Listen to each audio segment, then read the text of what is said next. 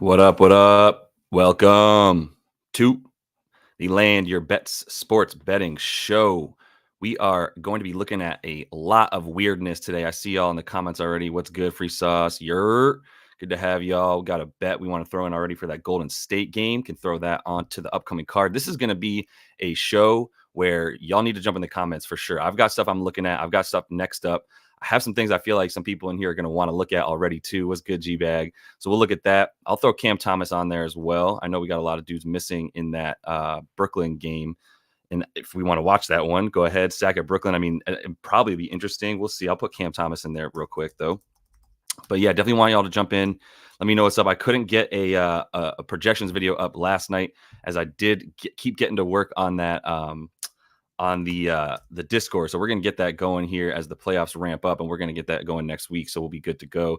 Yes, sir. Capella came through last night. We had some good bets at the end. Little bit shaky at first with some of the bets that kicked off the night, but then we got into it with Capella getting his triple-double there for Joker. Love to see that as well. So that felt good. I got a couple more bets coming in right now. We definitely got to look at Ayton. Always got to look at Hakeem Olajuwon, DeAndre Ayton, as he's now known. I don't have anything yet for that Portland game. I do think one of Jason Tatum or Jaylen Brown is going to be missing. I'll pull up that injury report because we got to really start there. It's a dangerous Sunday out there, y'all. We got to be careful with some of these props. I feel like part of what I'm going to be doing today is like throwing caution to the wind for a lot of what we look at here, because I don't know if we can project minutes as easily, or if we can project the points and volume that we're going to be getting from certain guys if certain teams don't need the win. We saw Boston keep all their dudes off the floor at the end of a game that they could have won, and they did win by 1 point, but they had all their subs in at the end because they just didn't care and almost lost that game to Sacramento. But Portland at Boston, I'll throw in Ayton in that one. We'll look at his PR because we always need to look at both. So got a couple more in there. I do have a couple, like I said. Yeah, we did hit that triple-double for Jokic yesterday. That felt good. Whoa. We got an over for Kelly Olynyk. No, Kuzma might be the night to back Kelly O. Let's put him in there. Let's see at least. We always got to at least talk about Kelly Olynyk and go from there with him. But they're playing, obviously, that Washington team that is going to have nobody down low. So it doesn't feel like a great night to fade Kelly O necessarily. But maybe we could find a way to back him. We'll see. I'll put Kelly O rebounds in there. Kelly O Rebs. We'll put him in there as well. Got a lot to look at. I'm trying to go in order of game by game. So, I mean, I know y'all are throwing out bets from different games, but I'm gonna put them all in there. We'll get to as many of them as we can. But I want to at least touch as many games as I can as well. There's a ton of games in this one, y'all. So we need to make sure we can spread out the love a little bit. I'll put IQ in there because he's been balling. We'll put his assists. But I think we should just put PA, to be honest, because he and RJ Barrett have just been going crazy. So I guess we should look at RJ as well, unless he's out, which I mean, I'm trying to keep up with this injury report, y'all, but we'll see what's up. I'm just going to share my screen for most of this time. And we can just look at stuff together. So I stayed away from Claxton. It's all good. We try to spread good winning information. Sometimes we don't get to it. I don't have anything yet for that Bucks game. Let me throw JB in there, Jalen Brunson, so we can at least look at something in that Bucks game. Man, the Bucks are reeling. We got Brunson in here with points. We can put PA in there just to keep ourselves honest and make sure we look at everything. Let's see. I do have another Luka bet coming in from Free Sauce. We can look at that. Bro, I need some insight for Cavs versus Clippers. I need to know if Harden's playing. Now he's a game time decision, right? So that's going to affect a lot of stuff. For Cleveland, I mean, I guess we just look at what people do without Donnie Mitchell in there. And to be honest, I wish it was like easier to just say Garland stats because we know that Donnie Mitchell's out, but I don't know if we really have that. The other one I was going to put in real quick before I take a look at it. We'll look at that Golden State game in general, so we'll take a look there. I don't have anything yet in that Suns game, so yeah, let me throw Book in there as well. I know he's been balling for sure. We got Devin Booker. We'll look at his PA. Mostly points at this point for our guy, but we'll look at a bunch of stuff for him. All right, I'm gonna throw. Let me look at what you had to say, Free Sauce. One trend you defined was that Harden always drops 10 assists on him. Yes. In terms of playing the Cavs, I mean, that might be a good look. I know he used to play the Cavs a lot more. All right, we got a good amount in here. I saw Sabonis just come in from G-Bag, so we can throw that in the Sacramento game too, because I don't have anything like that for us for that game, like I said yet. So we'll put Sabonis. I'll just look at PRA and see what makes sense for him, if there's anything there. I'm going to start sharing this screen and get into it with y'all right now. So definitely want to make sure that you do subscribe to that page. Gonna be having stuff coming out moving forward, projections every night. Just what like I said, I wanted to get this Discord going, so I've got some good stuff coming up for the Discord. I want to make sure I do it right and don't just get it going for the sake of getting it going. I think there's a lot of cool things we could do with it. So I want to make sure I do it right. Let's take a look here at the first game because that's going to tip not too long from now. And I got a couple bets in here. Let me get that streaming on the bottom. And the live stream card with that green check mark will have the bets next to it that we are putting on the card. And then next up with that little writing emoji, we're going to be looking at these games kind of in order. So I'll get the bets on there for the games, but I'm going to try to stick to one game at a time so we can at least look at it. No Nick Claxton, bro. I can't back Nick Claxton. It's just always terrifying. All right, so I'm going to start with some props here in this Houston-Dallas game. And now we know Luka's in. That literally happened like right before the stream started. So looking at the lines for this game, the Rockets are visiting, and this has been bet up to 9 points for them. It's interesting for the Rockets because what I want to look at for them real quick is if I pull up StatMuse, which I was tweeting out earlier, what everything that I use here on all the tools. So I'm gonna take you through that and make sure you check the description of the videos so you can see the links exactly to what I'm looking at right here. StatMuse, I do believe you need to pay for part of it to at least get as many searches as you want. So I'm gonna look at this Houston Rockets versus Miami Heat game log last game because I want to see like what I'm looking at for Houston right now is like who's playing, right? Because I'll also pull up the standings. I wanted to have that up because this is going to impact what we do right now, right? Like if you look at Houston playing Denver, so you've got Houston out, right? They're pretty much done. They would need to win out, and Golden State needs to lose out, I believe, for them to be able to overtake that 10th spot to even get in the play-in. So they're done. And then you've got Dallas up here who's trying to hang on to the 5 spot, could technically jump for the Clippers for the 4 spot. So they're going to be trying. They got Luka in, right? So we know that. With that in mind, what's interesting to me is if you look at the game log for Houston last game, everybody that started got minutes. Like everybody played 30 minutes except for Jeff Green, who was just in there really as like a stopgap, if you will. But now we're talking about everybody playing minutes. Like even, I mean, what I don't know, because Jalen Green played 38. I guess they were still trying to win so that they could get in, but it's a little bit confusing because I guess Ime is going to keep playing his dude. So I think you can bet on Houston players if you want to.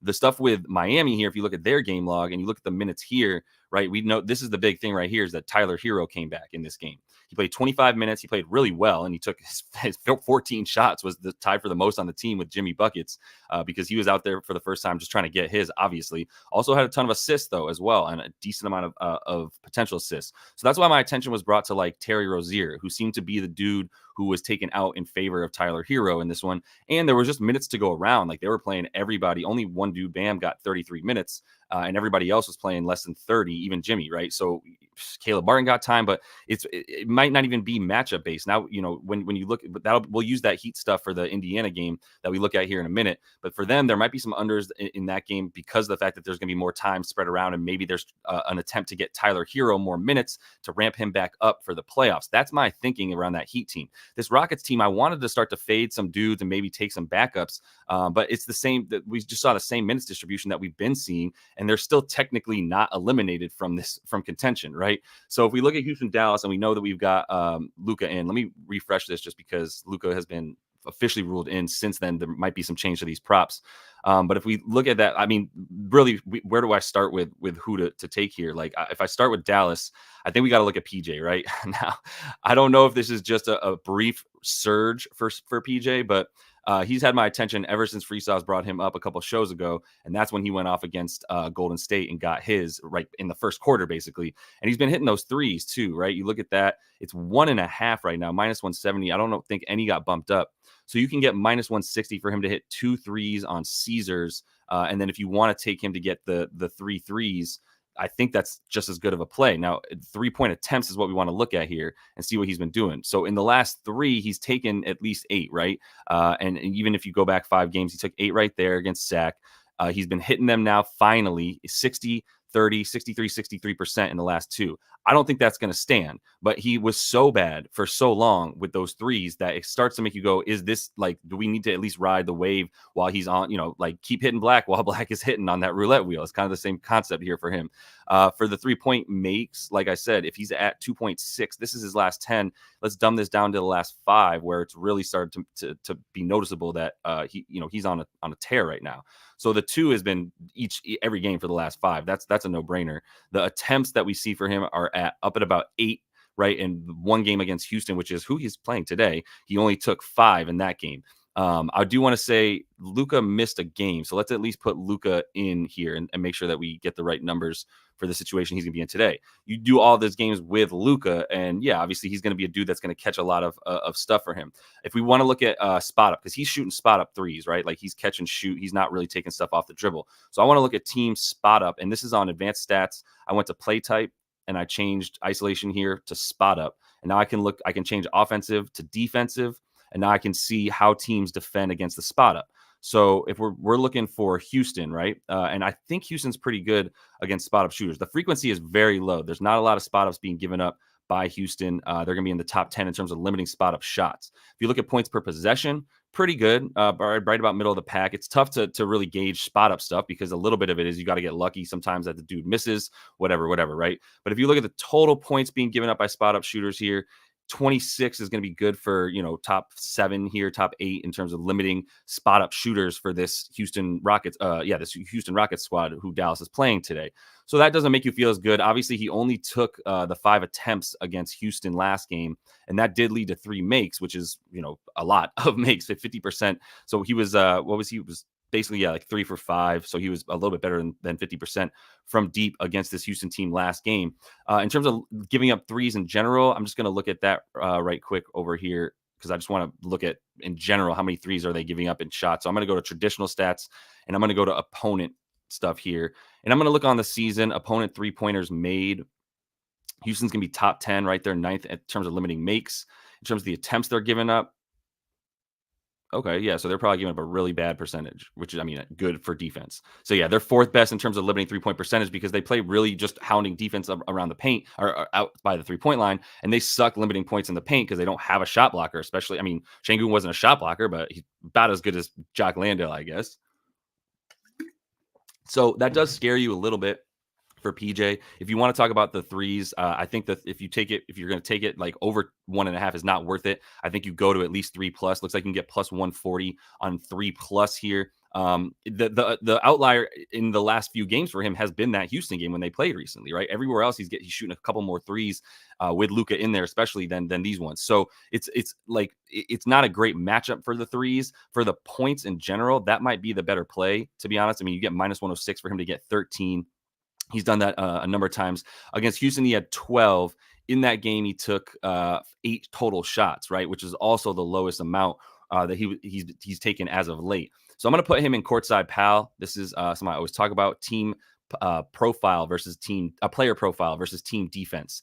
So make sure you check this out in the description as well, so you can get the link to this. And I'm going to type in PJ Washington here, so I can see how his profile, how he's normally scoring and shooting, where he's shooting from. How often do players like him get points against this Houston team, right? So for where he's shooting from, dead last, in part because he is taking a lot of threes for his shots, and so they're a very good 3-point defense. You look at where he's actually scoring from, and they're 12th, right? So a little bit easier to score on from there in that sense.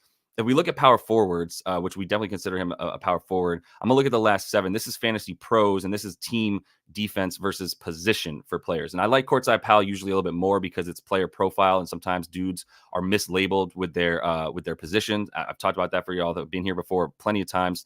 But this is in the last 7 for points to power forwards. And Houston has been pretty good. Right, they're all the way down here at like top 5 in terms of limiting points, but in terms of limiting rebounds, looks like not quite as good, right? 12 a game to the opposing power forward. 1, 2, 3, 4, 5, yeah, like 5th worst essentially in terms of giving up rebounds. That's in the last 7, which I think is a lot more fair representation of what they're going to be bringing today because they had Şengün for the season. If we do look at the whole season and their play against power forwards, middle of the pack still in terms of giving up the points.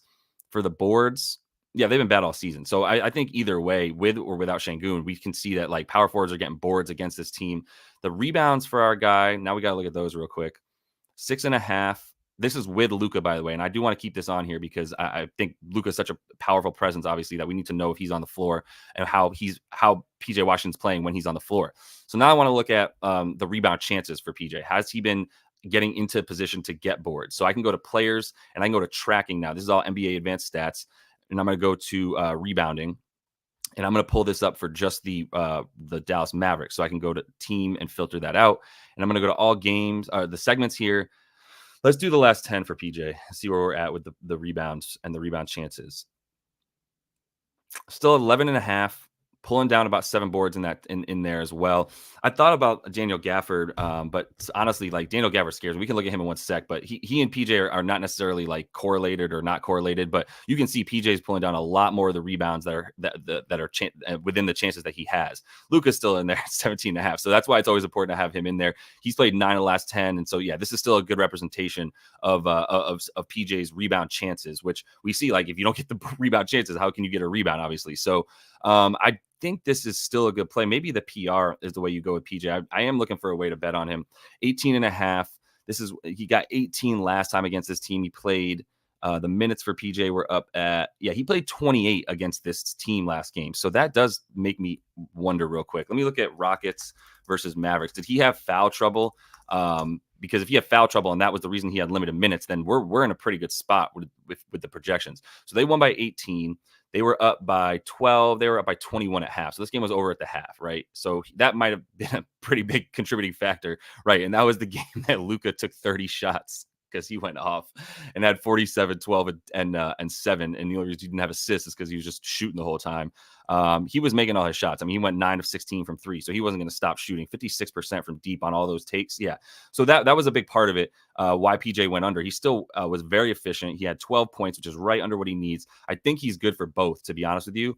If you look at the points, I think that if you're going to take the threes, you take 3 of them and you get at least plus 140 on that, right? You don't be taking the 2 threes here. You got to go to 3+ for him and get at least plus 140. If you're going to take the rebounds for him, I think that's a pretty good look as well. He's been very, very close the whole time. He had 6 against him last time. If you extrapolate that out, right, let's put this at 30 minutes for PJ. So he's been playing about 33 is his average, but he played well below that, right, in this one. So let's even just bump it up to 32. Let's just say, and so we can see the minutes, the games where he's played 32 minutes. Still not quite there with the boards, but the points, I mean, a lot more lately. So he's been coming along. I think the play here is the points without the threes. The rebounds could be there, but I think the points are a good play, honestly, by themselves, especially at minus 106. You can go over 12.5. Looks like on Caesars, you can get even money. I'm going to have to place that, but I'm going to take the best number here for him. I'll put that on the bottom line, update this banner. And put in that we're taking PJ Washington. And I had a feeling I was going to be taking PJ. So we're going to take PJ over 12.5 points. And I'm going to do that for minus 106. Or I'm going to take that for even money if I can get it on Caesars. But I'll have to look at it. The card will be updated, pinned to the comments here on the video that'll be up on YouTube. Hope y'all are subscribed to that page. Definitely give the like button a hit if you would as well. Really helpful, obviously. All right, we're putting plus 100 on Caesar, and that is for man, I really want to take that for a full unit. We don't have anything up yet. I'm taking PJ's. I knew PJ was going to be probably my favorite bet in this game, so I put PJ down there for a full unit. He's on the updated card. My bad. Let me put him on updated card. All right, yeah. Let me not confuse this. You can see what's being played here. I'm going to have the green check mark next to the bets that we're playing, and then the pass hand will be up if we're passing on a bet here. So we got Houston, PJ Washington. We got him for a unit. Got the green check on that. All right. The thing with Daniel Gafford real quick in this game, because this is the one that's starting. Let me see what we got in the comments if we want to add anything to. Yeah, we got I'm going to put Ayton in there. Yeah, I mean, that's true. I like that thought process. If you can actually see that. So what Cooler than February is bringing up is that PJ gets more rebounds than Gafford because he plays further away from the basket. Dallas is a jump shooting team, so it's a lot of long rebounds. Honestly, so is Houston, also a jump shooting team. So interestingly, if you go to player rebounds, you can look at the average distance of the rebounds, right? And for as outside of guards, yeah, PJ is all the way up here at 8. in terms of the average rebound distance. So that's a good look because you can see his average rebound distance from the basket. He's 8 feet from the basket, which is going to be a little bit further away than you might expect a power forward to be getting his rebounds, in part because he's a little further. So I like that. Yeah, for sure, bro. That's what we're doing here. I appreciate you jumping in. We're trying to learn. Cool. What we got here. Cool. All right, I'm gonna keep going, and I'll jump back in case there's anything. But I want to finish this game up because we got stuff coming for this game as it's about to get into it. So the stuff for Gafford, real quick, is basically. And let me put this up. I wanted to keep going with the polls. I do like having that and seeing how y'all poll with this stuff. So I'm gonna put PJ Washington in here. I'm gonna get him for 12.5 points, plus 100. By the way, I've got to say that. Are we gonna take over, under? And I'll just say pass as well if y'all don't want to bet on him. All right. Let's see here. Cool. So for the finishing this game, the stuff, the only other thing I want to look at, like I said, I don't know what's going to happen with Houston's rotation. I don't know if this game's going to be close at all, in which case I don't really know if I trust needing to go over for starters and stuff like that. So I don't know if that I like anything with Daniel Gafford unless I'm going under. And this was at 7.5 boards, juiced all the way to the over, and then it tipped over into 8.5 boards. There's a 7.5 hanging on DraftKings right here for minus 135 if you wanted to hit that. So that's one option. But I'm going to leave that pull up for PJ, and I'm probably going to pass on Daniel Gafford. I mean, we just saw him in the last 10. Like, that's a lot of rebound chances, but that's 17 of them to get 7 boards. This Houston team, with Jock Landale playing a little bit more, I don't believe they've been that bad. So I'm going to go to centers over the last 7 games for this team and see how they've done against centers for Houston, right? So in terms of points, they're in the top 6 there at limiting points to centers. If you look at boards, a little bit worse, actually. You can get boards as a center, but they're still not. They're still even in the last 7, they're still like top 10, top 12 in terms of limiting rebounds to these dudes. If we put rebound props in here for PJ, this is PJ Washington on Courtside Pal. Houston's really good at limiting rebounds. They're top 10 in limiting rebounds to PJ's rebounding profile. If we look at Daniel Gafford, and like I said, I like this stuff because this is a little bit more about their profile and their tendencies rather than just what position they play, which not every player listed at each position does the same stuff all the time. Rebounds for Daniel Gafford against this squad. Yeah, Houston's going to be even better at limiting rebounds to center. So, like, I'm leaning on the under here for this squad for taking Daniel Gafford rebounds. If you want to take under 7.5, and so he only gets 7, and you get that for plus 105 on DraftKings, I mean, that's a pretty good look right there. Because, like I said, I don't like how few rebounds he's getting in those rebound chances with Luka as well. If we make sure Luka's in here. With Luka, he's under in 7 of the last 10 playing with him on the season.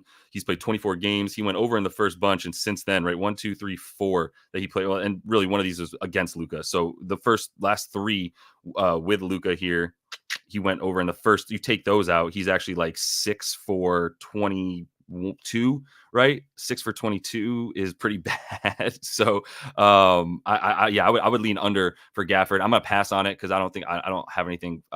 It doesn't make me feel that sturdy. There's not enough of an edge there for the Gafford boards, but I would lean towards the under if you want to take that. Honestly, and if Jock Landale's getting minutes, so I mean, I want to look at his minutes real quick. This is with Luka, and this is on the season. Let me do last 10 because we also got Derek Lively out, so that is something to consider. If we do with Luka and without Derek Lively, I do want to make sure that we're aware of that. With Derek Lively out, so backup center, right? So this looks a little bit better. Over in 4 of 7, under 7.5 is still a play, but because you would still get it the same amount here as he's done it. For this Houston team, like he's done against bad rebounding teams, though, right? Like it's really actually, if you got to do he's only played this in 5 games. So he's played 5 games in this situation. He went over versus bad rebounding teams like the Wizards and the Thunder. He went under against the Hawks and the Pistons, right? So it's not enough of an edge for me with Gaff. I got to pass on the Daniel Gafford stuff. I can understand wanting to bet on him, but I would lean towards the under. Don't be fooled by the fact that that Derek Lively's out. So that just means that you can go ahead and blindly bet on Daniel Gafford. He has not just immediately equated to getting his over. So I'm kind of good on this game, to be honest. I mean, the Luka triple double we always got to look at. I feel like, has nobody talked about that yet in the comments before we move on this game?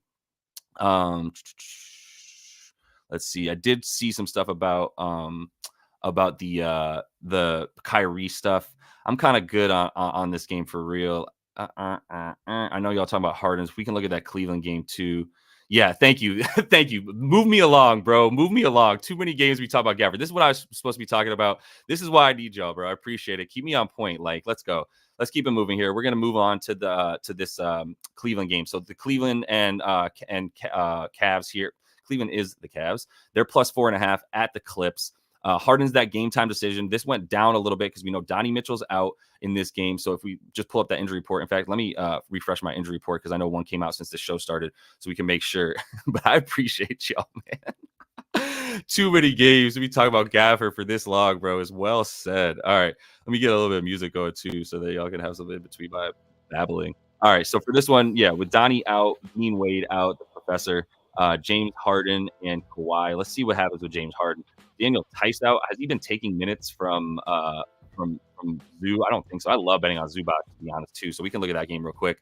If we pull up Harden first in this game. So if Harden's in, right, like I don't have much for you there, to be honest. If Harden's out, where do we look? Is kind of my thing. Like my first starting point is Russ. Obviously, now we're talking about Russ and like Trey Mann potential, or Terrence Mann rather.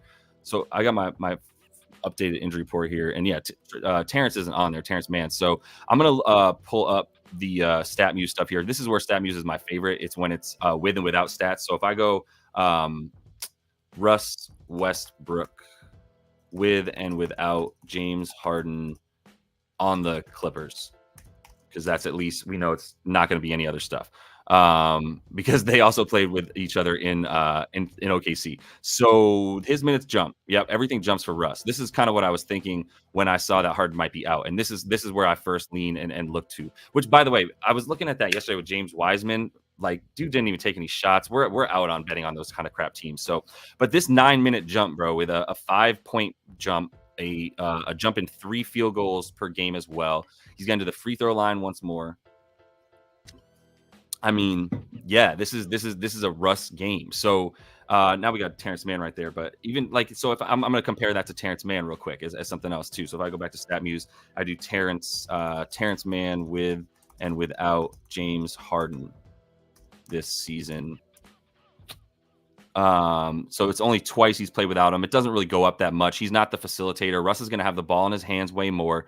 Let's look at Russ right now without James Harden on props.cash. Let's do the last 10 that he's played without Harden. I'm going to pull Harden out of here and go without. And now we look at 23-24 at least. He's done it 5 times. Earlier in the season, he didn't even have Harden as a teammate, so that doesn't really matter. Actually, none of these really matter. Since Harden's gotten to the team, he's only played with him. So it doesn't really matter. If we look at last 10 for Russ in general then, and we just try to pull him up here, the 12.5 points, like we can see here, with and without him this season on the Clippers, I guess, no, that's not right. On the Clippers this season. All right, so it's been 65 games, but it's the same jump, right? It's 5 games that he's played this season. Still, okay, it's even bigger jumps than they were adding some games from a different season, right? So if we look at this season, he's played 5 games without Harden, but those, yeah. So I mean, I still think it's a good look without Harden this season because we were at the 15 points, the minus 106 for that. Doesn't feel bad at all. Rebounds, if we look at this in his last 5, so he's been back from injury for 1, 2, 3, 4, 5, 6, 7 games, right? So these last 7 games, his minutes, let's take without Kawhi as well, because we know Kawhi is not going to, and I guess without Josh Primo. How is Josh Primo back in the NBA? I don't, Google Josh Primo if you don't know what I'm talking about. Bro, is weird. Let's do, I don't care about Josh Primo. Without Kawhi this season, stuff goes up for him in terms of the rebounds and assists, it looks like, or at least rebounds. For points, yeah, I mean, everything kind of goes up. The PR right here definitely looks like a good play for Russ, over 17.5. That's all without Kawhi this season. Now we've got to do with James Harden, though, because if James Harden comes in, does he just nuke this? Not really. Without Kawhi, with James Harden, still looking pretty good in his last 10. That's all this year. And James came, yeah. I mean, so this is, and still like 7 out of 8 because the other 2 were from last season playing against James Harden at Philly. So I think that's a pretty good look right there for Russ. Like if we look at his minutes, I want to make sure he's not just like losing minutes all over the place. So let me clear this real quick and look at the last 5 for Russ. And his minutes have been at only 21. That's the weird part, Rose, that I know he's doing a lot in a little bit of time. If we look at the rebound chances for Russ in the last 5, I'm going to look at that real quick. because I do like the points and rebounds more. If Harden's in, I don't like the assists for Russ. That's the big thing. If Harden's out, I think the assists for Russ are a fine play. But with Harden in there, it's a little bit scarier. I think the PR in a game versus Cleveland, that I don't know about these offenses, bro. Like especially without Kawhi, this offense for the Clippers is poo poo. Let me actually make sure I'm not lying to you. Let's the Clippers offensive rating. This is on StatMuse with and without Kawhi. Y'all are getting the let me do this season. My bad. The raw and unfiltered look at like how this thinking goes when I'm trying to get these bets up. This season with him. Yeah, I mean, actually, the offensive rating, okay, that's way better. It's 121, versus 115. That's a big deal, right, in terms of offensive rating. They play much faster without him as well, because now you're talking about a lot more Russell Westbrook. The over-under in this game is it dropped from 220. It's at 217.5 right now, and I might feel better about the over, because this Cavs offense without, real quick, let me show you what I mean. This Cavs offense without Donovan Mitchell lately, weirdly better. Cavaliers, let's use Cavs offensive rating with and without Donovan Mitchell let's do last 20 games, because dude's missed hella games recently, right? So if we look at last 20 games, their offensive rating without him is 4 points better per 100. They're still scoring 105.8 because they play faster with him. So I guess the slow pace and all that, I can't comfortably take an over in this game. So yeah, I'm not going to look at that, but I think the Russ play is a good look. The problem is the minutes are annoying. Like this says that he's played 5 without him, gone 34 minutes this season. But once more, let me just pull this up without Harden. Without Harden, man. These are all at the beginning of the season before Harden was there, and this is where his minutes were high. So I don't think we can expect the 33 minutes. I think I'm being fooled by the fact that these numbers right here that I looked at on StatMuse are him playing early in the season. Harden wasn't even on the team. But if we do if it's less about Harden and it's more about Kawhi being out, then I think we have something there. So if we take Kawhi out here and we do Russ on the season, because these are all without Kawhi this season, and with James Harden, I believe. Let me pull up Harden real quick. Yeah, they're all with Harden and without Kawhi, because Harden came over whenever it was, like November, right? And so this is going to be the situation we're looking at here versus the Cavs. Let's look at Russ in Courtside Pal real quick, and we can move on. But Russ is my favorite bet in this game. So I don't think anybody really had much that they wanted to look at besides like some Harden stuff that y'all were talking about in the comments. I'll make sure I'm not missing anything there. But if we look at Russ scoring versus Cleveland, I mean, they're a good D. So, yeah, they're going to be top 3 there. If we look at the rebounds for Russ against Cleveland, I mean, they're a good rebounding team too. So it's scary to take overs. And the more I think about it, the more I do I don't trust an over in this game, to be honest with you. In these games right here, they were playing probably a little bit faster pace. He barely went over against Denver. We're still talking about just 24 minutes to get 17.5 points and rebounds. I got to look at the rebound chances real quick. So I'm going to change this to the Clippers on this is all on NBA advanced stats, and I'm going to players, and I'm going to tracking, and I'm going to rebounds, right? And now I'm going to put, I've got this filtered for the Clippers, and I got a filter for the last 10 games. So I'm going to hit get stats. In fact, I'm going to do the last 5 games actually, because I know he's played a lot of games without Kawhi in these last 5. And I look at rebound chances. Okay. So Kawhi played 2 of these games. Russ is in here for all 5. He's only at 6 rebound chances, pulling down 4 of them. It's a bit of more of a pass. I mean, I do think the points and rebounds would be the play. The field goal attempts without Kawhi, where are we at here? Because the rebound chances don't do it for me. 11 field goals to get 12.5 points for a dude who's putting up 2.5 threes. It's too scary. It's a pass for me on Russ. I talk myself out of it at this point. Let me see what y'all think about that. Yeah, maybe Russ 1-3 from Adriano. That could be a look.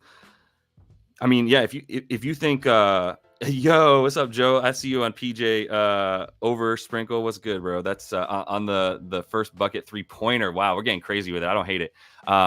Harden is warming up and likely to play. Okay, my bad, bro. I should have been in here hearing what you said. Harden is starting. Let's go. We just got it in. All right, cool. So now we know Harden's playing. Y'all like Harden double, it sounds like. So I do have to look at him now because y'all will keep bringing him up. So if he is playing, I appreciate you being on the the injury reports here. Yeah, and we got a good look here from G-Bag talking about LeVert Ball. LeVert Ball with Mitchell in yesterday. It was like, who was better yesterday between Mitchell, Garland, and LeVert? It was like Garland went off, LeVert played really well, Donnie looked like poo. So yeah, Donnie might still be hurt, bro, because that's nasty. But let me pull up the Harden stuff real quick and see what y'all are seeing, because I know that you guys keep talking about the double for him. The points, yeah, I mean, I'm always scared of Harden points right now. I don't know how much he's going to shoot. If you look at the last 5, and we're going to do without Kawhi, because I'm sure that's part of what we're looking at here. If we look at without Kawhi last 5, not quite going over. The potential assists are at 21, 16, 18. So 20 potential assists though without Kawhi. So why is this team not making shots? Are they just missing straight up? Like, let me go to advanced and do in the last.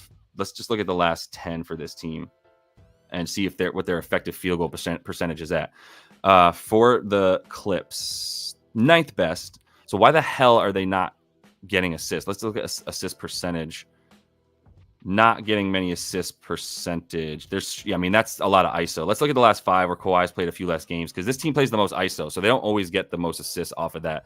Last 5 games assist percentage should be a little bit higher for them instead of like 3rd fewest, but nah, it's still really low. It's still 3rd fewest for them in the last 5 with the assist percentage there. For James, though, he's the dude diming, and the potential assists being what they're at makes you feel pretty good about it. I'm sure that they're not giving up a lot of assists. Let me put James Harden in Courtside Pal. Description of in the description of the video, Courtside Pal link is in there.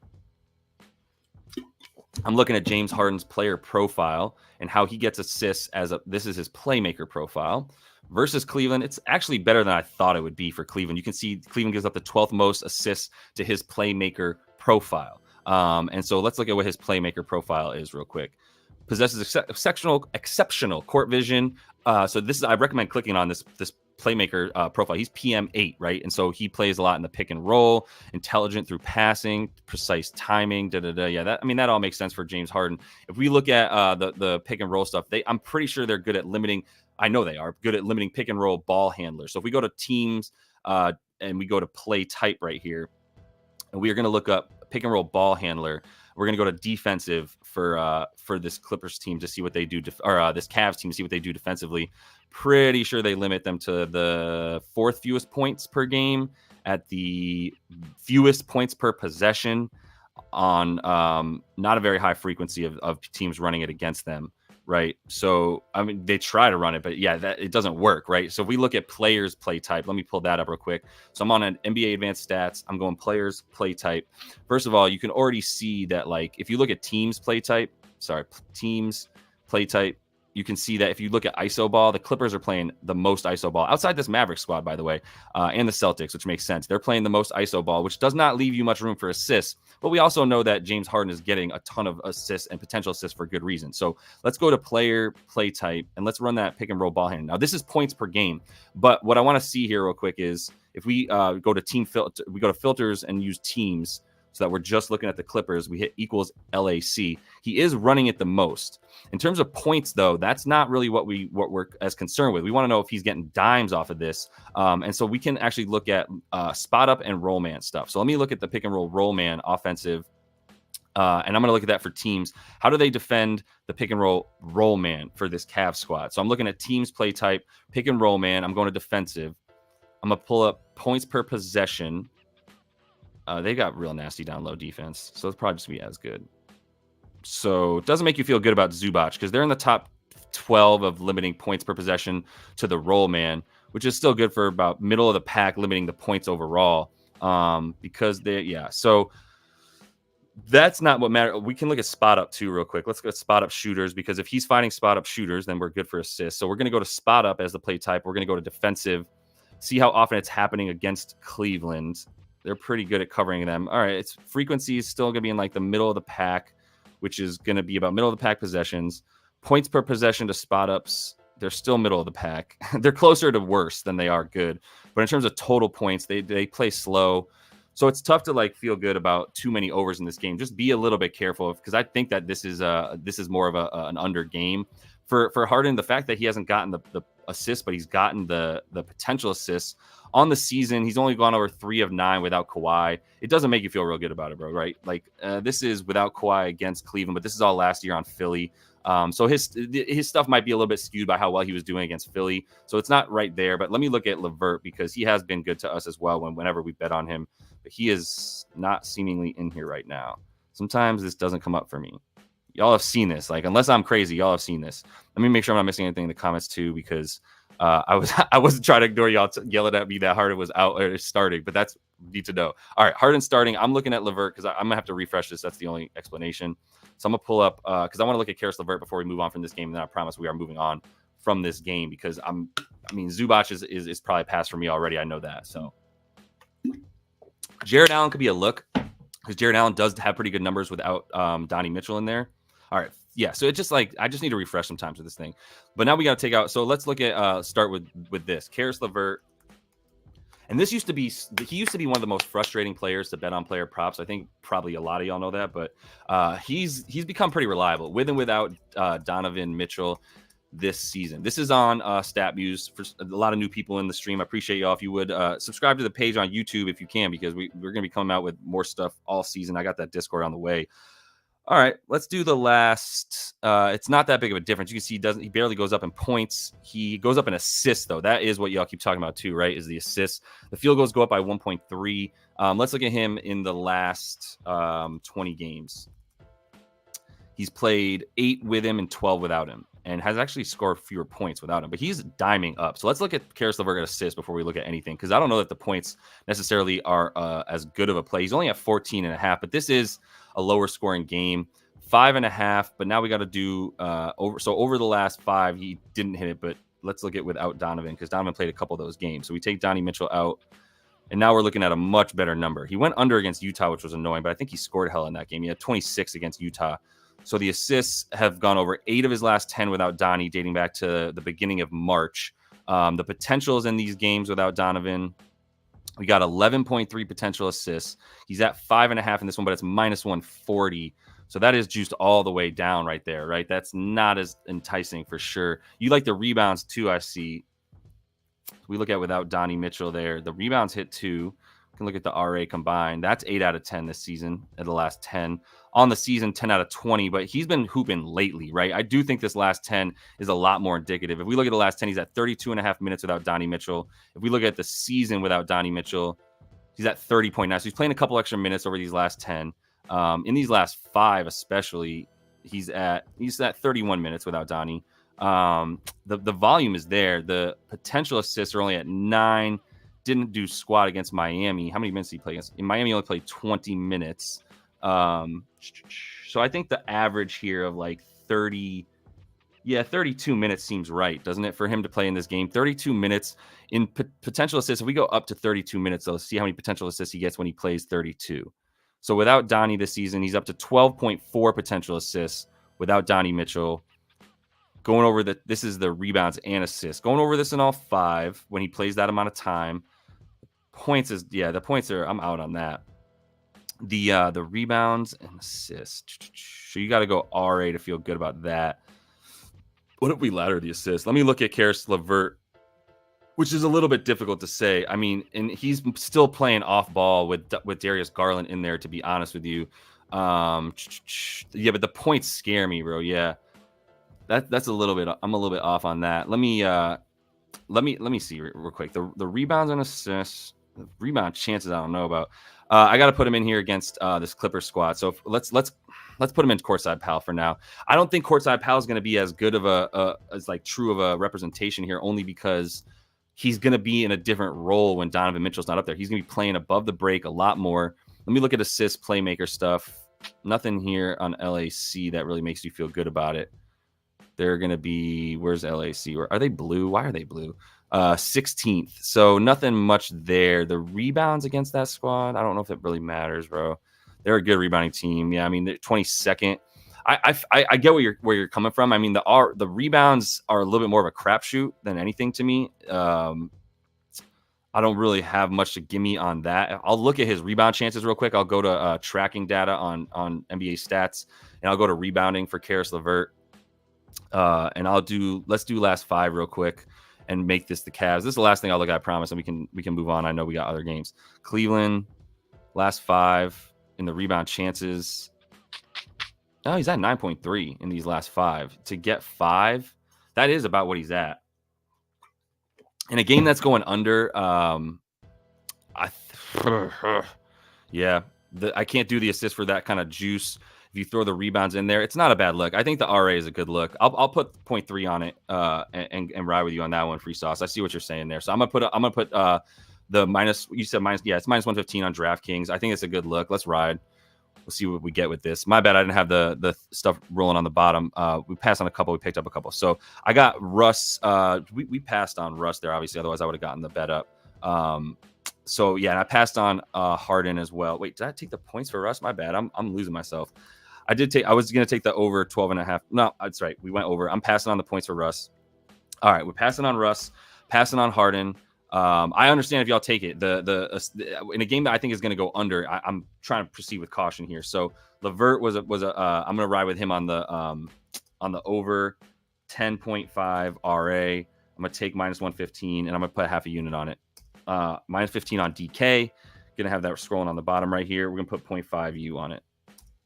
All right, we roll with it. It is a day of caution, though, here in the NBA, as always. But jump in the comments, y'all. There's a lot of new people in here. I appreciate you guys. Jump in the comments if you, what's good, Mr. Mechanical, if you want to get a bet up and we can go over it together real quick. We went through Houston already. We did this Clippers game because it's something that I think is a bit more of an under. I'm more on a stay away stuff, and I'm not trying to get cute taking unders necessarily. But there's so many dudes with props up that I don't know how many minutes to project people with. It's a lot going on. So I'm gonna look at this Miami and Indy game. If y'all have bets for that, definitely jump in there. We've got what I'm looking at here next is gonna be maybe some Halliburton stuff, some unders potentially in some places, and maybe Siakam rebounds as he's done really well. So I got those 3 in there right now. That's scrolling on the bottom for this game. Let me know what you might want to look at. Let me actually put those up on a banner so you can see them as we move forward with the Miami Indy game here. All right, Miami Indy. And yeah, like I said, if there's something that's not in here that you want to go over, then let me know. Let me take this scroll off very quick. All right. Up next. Good on that. Save that. All right. So this is what I'm looking at up next. Scrolling on the bottom is some bets that we played and what's up next in a couple other games. Yeah, bro, this is where I'm at. Betting in the NBA is on Sunday. I feel that. Good look on Denny. We can look at that Washington game for sure. For sure. No, I got you. Pause. I was like, that's for sure a typo, bro. All right, let's go. Let's look at this Indy and Miami game right quick. This is what I'm looking. The 3 bets I got looking at in this one for sure. Pulling up the props I cash for this game. Here's what I start with. Right, first of all, Miami's defense, full strength against Tyrese Halliburton. What do we want to do with that? And the reason I think I'm on a stay away from Halliburton is, look, if anything, I'm on under assists. That's really where I'm at. Now, it starts with he has not done this in 5 straight versus Miami for sure. That's a no-brainer. So for that, in terms of the assist for him, if we look at this is against Miami. The potential assist against Miami, he's still up at 72 or 17.2. So, I mean, what I usually say for potential assists and how often they should turn into actual assists is, honestly, anything above 55% is going to be somewhat of an outlier to me. Which is crazy because Micic has been getting 9 dimes on 11 potential assists hella lately. We'll talk about that with Charlotte for a second, but I'm on under for this before I would ever go over. If we look at the last 5 for Tyrese, he's gone under this pretty consistently. Last 10 pretty consistently as well. The teams that he's been getting them against actually was annoying because I thought against Brooklyn he should have gone under. Brooklyn does not give up, but Brooklyn also gave up on the season until that second game versus Indiana. So for Tyrese in these last 10, 14 potential assists to get 11. Right? It has not been there for him quite as much. This is going to be a game now. It's going to be in Indy. Let me do at home real quick. It does go up for him at home for sure, right? And you are getting good money to take over on 10.5. The question is, do you think that that's going to be doable against Miami, who against point guards limits assists to, and this is the last 7 games. So actually, they have not been as good the last 7. They're actually still about top 12 in the last 7. If we look on the season, though, and now they're healthy, right? We know that. On the season to point guards, they are giving up, I guess they have not been as good at defending point guards. Really thought it was going to be a lot better. Yo, that's crazy.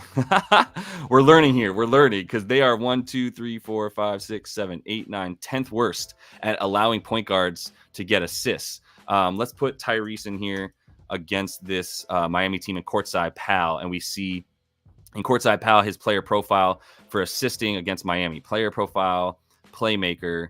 Where are you at, Miami? They're still down here, limiting 9th fewest to his player profile type, right? On the season, if we go to Miami, we go to general stats here, and we go to opponent stats for Miami on the season. We look at assists in general. Man, they are not as good on defense this year. 15th. That is annoying. Why are you not better on defense like you've been? Let's look at some of the recent point guards against Miami. So you can go on props.cash. They've got the recent history against point guards. Not the most accurate thing in the world because there's going to be some dudes on here listed at point guards that I'm like, you're not really a point guard. But these guys are all right. We got 11 from Tyrese in that game that Joel was in. And then 10 for JB, Jalen Brunson. Everybody else kind of going under, though, under this 10, right? Including Tyrese Halliburton as of late against his team. The under is at -148. That is not enough juice for me.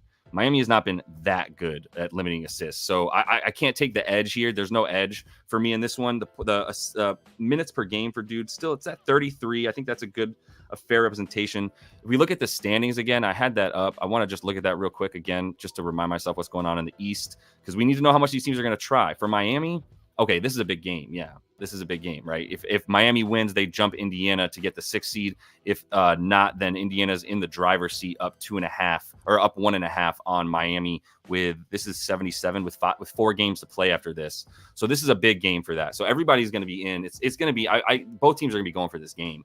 For sure. It's going to be, if anything, playoff atmosphere. And the other thing for Miami is, let me look at their stats on the road. Miami, let me look at it this way. Let me go to Miami's team page real quick, because I want to see what the disparity between their defense is on the road and at home, because I think there's going to be something there for us. And the other thing is real quick is like Tyrese Halliburton on the road versus at home this season. Now, this is StatMuse again. I see all new people in here. I appreciate you guys.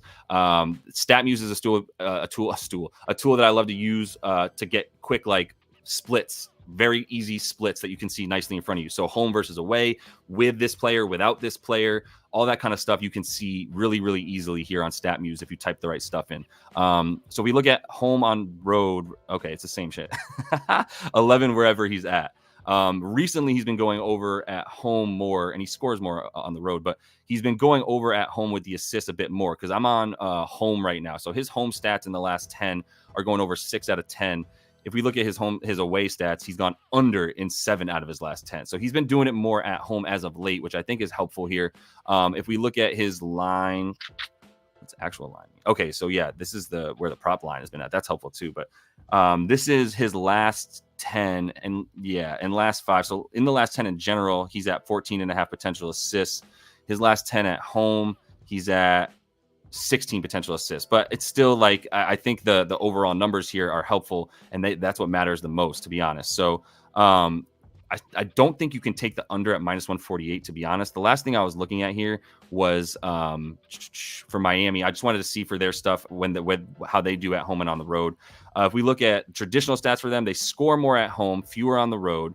If we look at advanced stats for them, let's see what the defensive rating is for them at home and on the road for sure as well. Better defensive rating on the road, right? They're playing a bit slower. These games are going under. I'm going to pull up one more thing. This is going to be moving forward. This is EV analytics. This is really, really great shit for against the spread, totals, all that stuff that you might want to see in one spot over a course of last all season, whatever. They do a really good job of showing you this stuff. This is evanalytics.com. So just head over there. You can get it for a lot of sports. I'm going to look at the total real quick for Miami, and I'm going to look at home. And at home, they go over 19 and 19 to the over at home, away to the over Oh wow, yeah, 12 and 27 to the over, right? So they're only going over 12 out of 39 games here on the road so far this season. This is a big under team on the road for sure. If we look at the spread of this game again, or the total, it's gone down a bit. It's at 226.5. Their games are averaging like 222, so that's about right. On the road, they're averaging about 222. We just saw that. So just kind of closing shop here. The last 10 for them on the road, yeah, I mean they're still playing under everywhere. Mostly when they're playing on the road. 3-2 to the over in the last 5, but mostly an under team. So you can expect this to try to play a little bit slower. I know they got their offense back. There's not enough here for me on this one. For Terry Rozier, the reason I was thinking about under for Terry, if anybody wanted to play that, is because of the fact that he is now going to be giving up minutes, right? Like we got to see what's up with that. So no Diddy. We got a no Diddy in the chat. I know what you're talking about. That is crazy to me that just popped up overnight with the no Diddy jokes, bro. All right, cool. Yeah, for sure, no doubt. Let's you got a Jovic play over here, bro. There's not gonna be enough minutes to go around for Terry Rozier. I don't know. That's terrifying. So let me show you what I mean.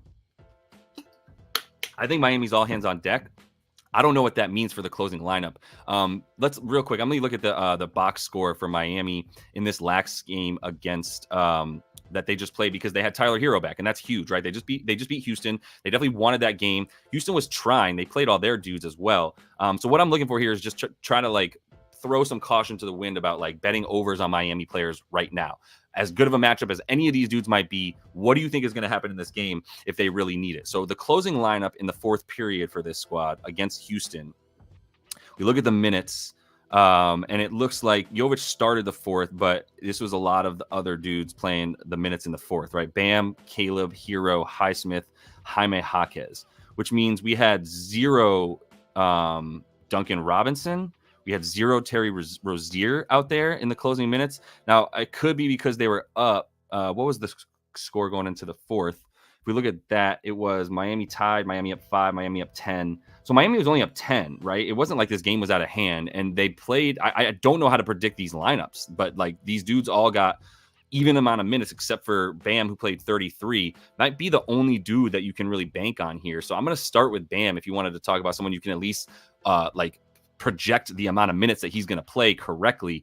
That's where I'm at with that. So let me also pull up the updated bets here. I passed on Halliburton either way, but I leaned under, right? I'm looking at Terry Rozier right now because I'm really trying to gauge like who I think is going to play for these teams, but I don't think I can really adequately even take an under for Terry just because he didn't get the stuff last game. I got this at home, my bad. So because we look at last game, he only had 13 points. I think the assists under for Terry are a good play as well. He's at 4.5, and it's juiced all the way down, -168. That sucks.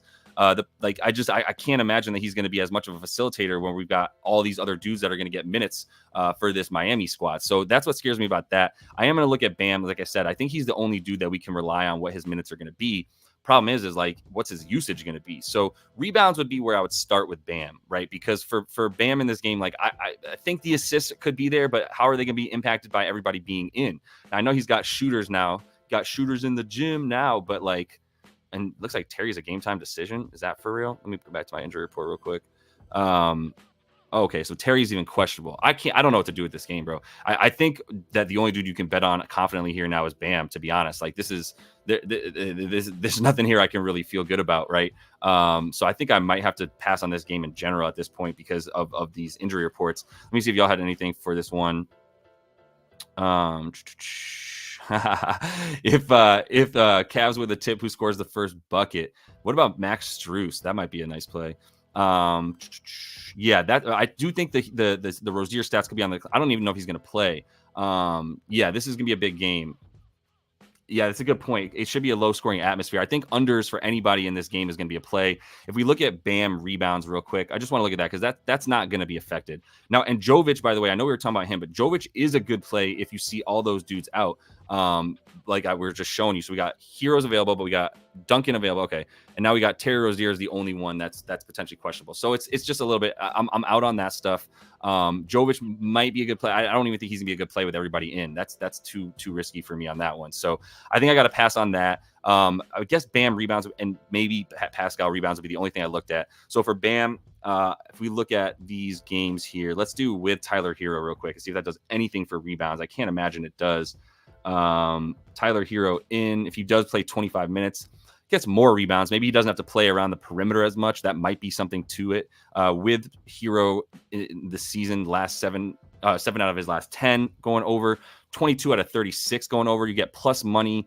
The minutes are at 35. His minutes in the last 10 are at 33, which is still fine. And he's going up against this squad right here. So let me look at him in Courtside Pal real quick. If we look at Bam out of the Bayou, and we look at his rebounding profile versus this Indiana team, who hasn't been as bad of a rebounding team, but they do give it up here to Bam's profile, which is 8th most rebounds. If we look at versus centers in the last 7 rebounds to Indiana, they give up the most to centers in the last 7 games. That's something. On the season, they give up not quite as much to centers, doesn't look like. On the season, they're a little bit better. Who have they been playing that's been getting boards against them? Let's look at Indiana's recent matchups versus centers on rebounds. We got Chet at 8th. Nick Claxton boarded them up twice in a row. So did Daron Sharp. His backup got 11 in the same game that he got 11. That's crazy. And then you've got AD with 15, Vooch with 12, Drummond with 11, Zoo with 11. I mean, all these dudes, these are good rebounders, but so is Bam getting their boards. I think Bam for plus money on the rebounds is a pretty good look here. With everybody in too, I think if he's focused on that a bit more. Let me do this with Jimmy as well. So we got Jimmy and Tyler in here. He's still 12 of 22 on the season. Oh, he needs 11 though. So that is a lot of rebounds. Let me look at Bam real quick, rebound chances, and we can move on from this game. We look at Miami. This is on advanced NBA stats. Go to players, go to tracking. Right here's tracking, rebounding. And then we'll refresh this. So I'm going to go to Miami so I can filter this to just Miami. Let's do the season at this point for Bam. Let me just take a look at that real quick. If we look at rebound chances on the season for Bam, he's up at 17, averaging 10.7, right? Now, they do give up a ton of rebounds, like we said. They've been a bad rebounding team. If we look at opponent rebounds in the last 7, because that's what we were just looking at in terms of how much they give up to centers, they've been a bottom 10 rebounding team for Indiana, giving up 44.4. I think rebounds will be a little bit more likely. You get plus 106 for the 10.5. Oh, man, that's a little bit scary. But, I mean, as far as what we've got in this game, let me look at Pascal real quick, and then we can make a decision on them real quick. I blew it. I blew it with the poll. My bad, bro. I do want to do this one, though. Let me put one up for Bam real quick. I need a producer. Bam Adebayo. We got 10.5 revs. I'm going to put that as plus 106 in here too. So just know that. Plus 106. And then we got over, under, and pass. So that's going to be going in the poll on YouTube. You got to be on YouTube, obviously, to get that one. It can't be on the other ones. But let me get another one. I'll close this one in just a minute, and I'll do the Pascal stuff while we look at Pascal. You can let me know what you think as well, and I'll look at what that one says for Bam out of the Bayou.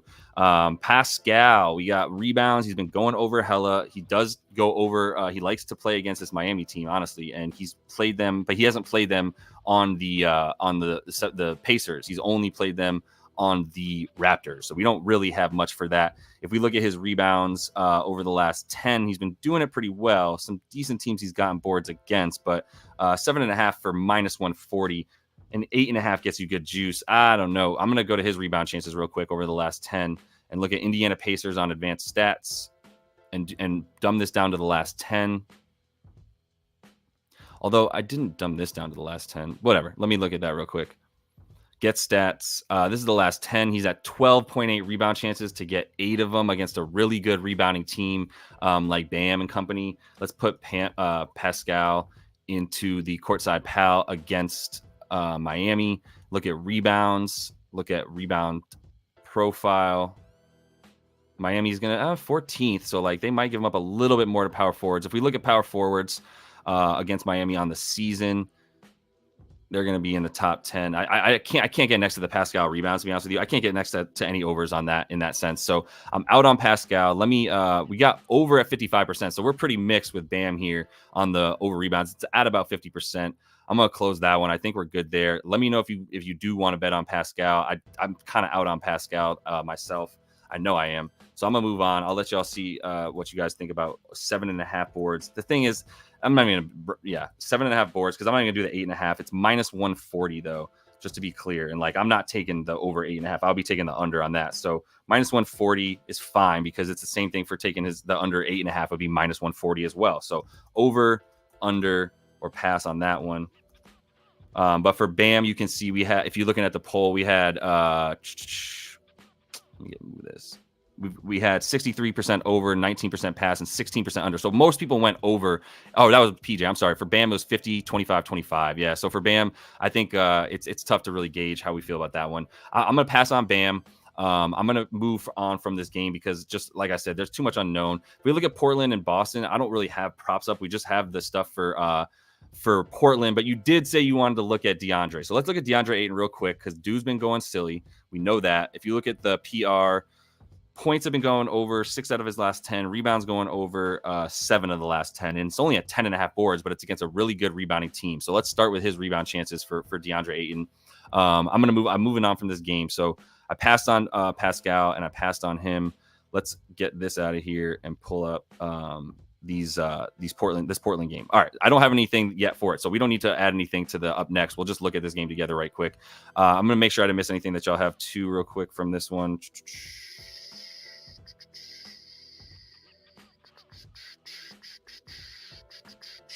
All right, moving forward, and I'll switch up this music for y'all real quick. I got to make sure it's license free. All right, we're looking at rebound chances for DeAndre dominating because our boy is dominating for sure. All right, rebound chances. We're on players. I'm going to switch this from Indiana to the Portland Trail Blazers. We're going to look at the last 10 for dominating and hit get stats. And we're going to go to rebound chances. 17. All right, 17, getting 12 of them. That's a really high rebound chance rate. If you're a center and you're a good rebounder, you should be at about 69% in your terms of your rebound chances. If you're up at 70 or 75, you're having incredible rebound success. If you're at about 65%, that's where you should at least be at for a good center. 60% is still doable. The other thing you can sometimes notice is like dudes might be getting rebounds as a result of other dudes boxing out for them. Jabari Walker being in is probably helpful. Let's make sure he is in because this Portland Trailblazers injury report is usually like a CVS receipt long. Where you at? Boston and Portland. So we've got obviously Jeremy Grant is out. Jabari Walker is not on here. Jaylen Brown's still questionable. Let me know in the chat if y'all have anything on the updates for that. What's your play of the day, bro? Let me know what you're messing with. You probably said it earlier in the chat, but I want to see what it is too. I feel you. So yeah, I'm gonna pull up Twitter real quick just because I'm not sure where we are at with this stuff. So Isaiah Joe is available to play. Gordon Hayward out. Don't have anything yet on these dudes but you see Jason Tatum. One of these dudes is sitting between Tatum and Brown. One of these dudes, that's what I would bank on. But what you do with that when you don't really have props up for this squad because we don't know who their two most important players are playing is big. Let's look at has he played them this season with Portland? He did play them. He had 15 boards on the 11th of March. I'm going to pull up that box score real quick and see who was guarding who. So I'm going to go to the team page for one of these two squads, Portland or Boston. Let's go to Portland, and we're going to pull up advanced box scores for Portland so we can see the actual one-on-one matchup, which is just as important as team defense as a whole or anything like that, right? So on the 11th of March, they played Boston. I'm going to go into that game box score. It was a blowout, unsurprisingly. It was a blowout. How early was it a blowout? It was 9 at the end of first, 14 at the half, 13 going into the third. So it was pretty much over in the third, and then the Boston blew it open as well. They had both their dudes here. They did not have Kristaps. They had Al Horford on DeAndre Ayton, right? So Ayton played 32 minutes. He had 15 boards and 22 points. His points are dumb high, aren't they? 21 and a half, which he got against his team last time. Rebounds are right there at 10 and a half. He got 15 last time. So one thing I was looking at real quick was the matchup. And in looking at the matchup, I know I'm almost positive, right? He had Papa Al Horford on him. So I go to, if you go, this is really important. If you go into the box score, you go change the traditional stats to matchups. This is based on tracking data. So because these games have tracking data, you can see who is actually guarding who for how much time. Really helpful stuff. So if I put DeAndre Ayton on offense, and I forgot to stop that Siakam pull. Tough. Ending that Siakam poll, looks like we're at 50-50. It's there's no edge. Like y'all are on this the same way that there's no edge. Like some of you like over, half of you guys like over, and then half of you are a quarter on the under, a quarter on pass. Because like, yeah, that's not enough of an edge either way. Ayton over PR, bro. Okay, I got you. Cool. I'm glad I'm looking at that. That's what I thought. So we're looking at dominating. Who was guarding was Papa Al. Yeah, we know that. And we know that Kristaps is in this game. I mean, right? Like he's not even on the injury report. So Kristaps is playing in this game. Let me look at, let's see real quick. Let's put DeAndre Ayton in here and just see how he does against this team. You know what? I'm not even worried about that as much. Let me go to players' rebound chances. Let me do the exact day that they played. So instead of the last 10 games, I'm going to filter the date range to just the day that they played the Boston Celtics. And now I can see the exact rebound chances in that game for dominating. Right. So they played Boston to this day. He had 21 rebound chances in that game to get his 15, which again is a very high rebound chance percentage. But is he just doing that on the season? He might just be at like a 70% rebound chance percentage for the season. So let me nix these once real quick. His rebound chances on the season are at, I need to go back to just Portland. All right. Got Portland in here.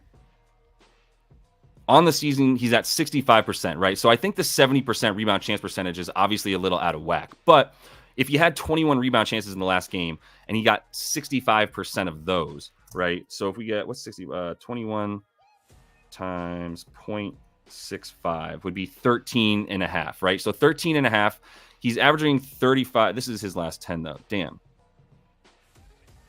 Why is this just doing, because date from, my bad. All right, now we're on the season. So on the season, 16 rebound chances. Obviously, it's a lot less. He's at 66, so I would say 67% is fair. He had 21 rebound chances in that last game. How did Boston shoot in that game? Probably pretty poorly. You want to know how many rebounds are going to be there because of missed baskets, right? They shot 37% from three. That's pretty good. 49% from the field. That's not as good. And they missed 4 free throws. So there's a good amount of rebound chances out there in general with all those misses. Missing 51 of your field goals. That's going to create a lot of field goal chances. That could still be the case in this one. He had the 21 there. If we look at him in the last 10 games when he's played, he's gone over in 7 out of 10. I mean, centers are not going to get a lot of rebounds against this team in general. Boston limits them to the third fewest. Let's take a look real quick at how some of the recent centers have done against this team. Sabonis got 16, 13 for Capella. Those are two dudes I would compare a lot more to Ayton than Chet Holmgren and Joval. The way that those two dudes play. Vooch only got 2 because Drummond was in there too. Wiseman got his. Yeah, I mean, I think the rebounds are a fine play against him. It's just he's been getting a lot of boards against really bad teams because there's a lot of misses like Washington, Charlotte. Orlando's a bad offensive team. Miami's a really good rebounding team. So are the Clips. Chicago, bad shooting team. Yeah, it's tough. I think that the PR isn't a bad look. That's hella high though. I'm gonna take the boards at -106, and for those of y'all riding with G-Bag, like I feel it. I'm not.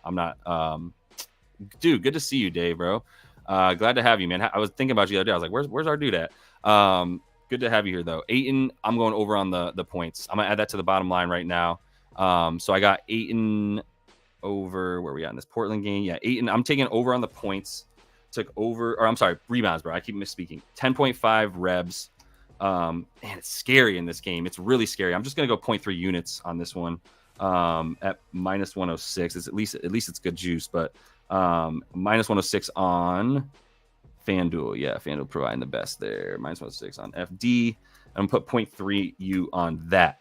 All right, let me move on from this game because we don't have much. I know we got Delano Blanton props in there, and he's been balling for sure, but like I can't do much with this game. The other dude, what's his rebounds at? See, 9.5. Like I like it for Jabari Walker too, but I don't know enough about who's even playing at this point. I don't know why we don't have.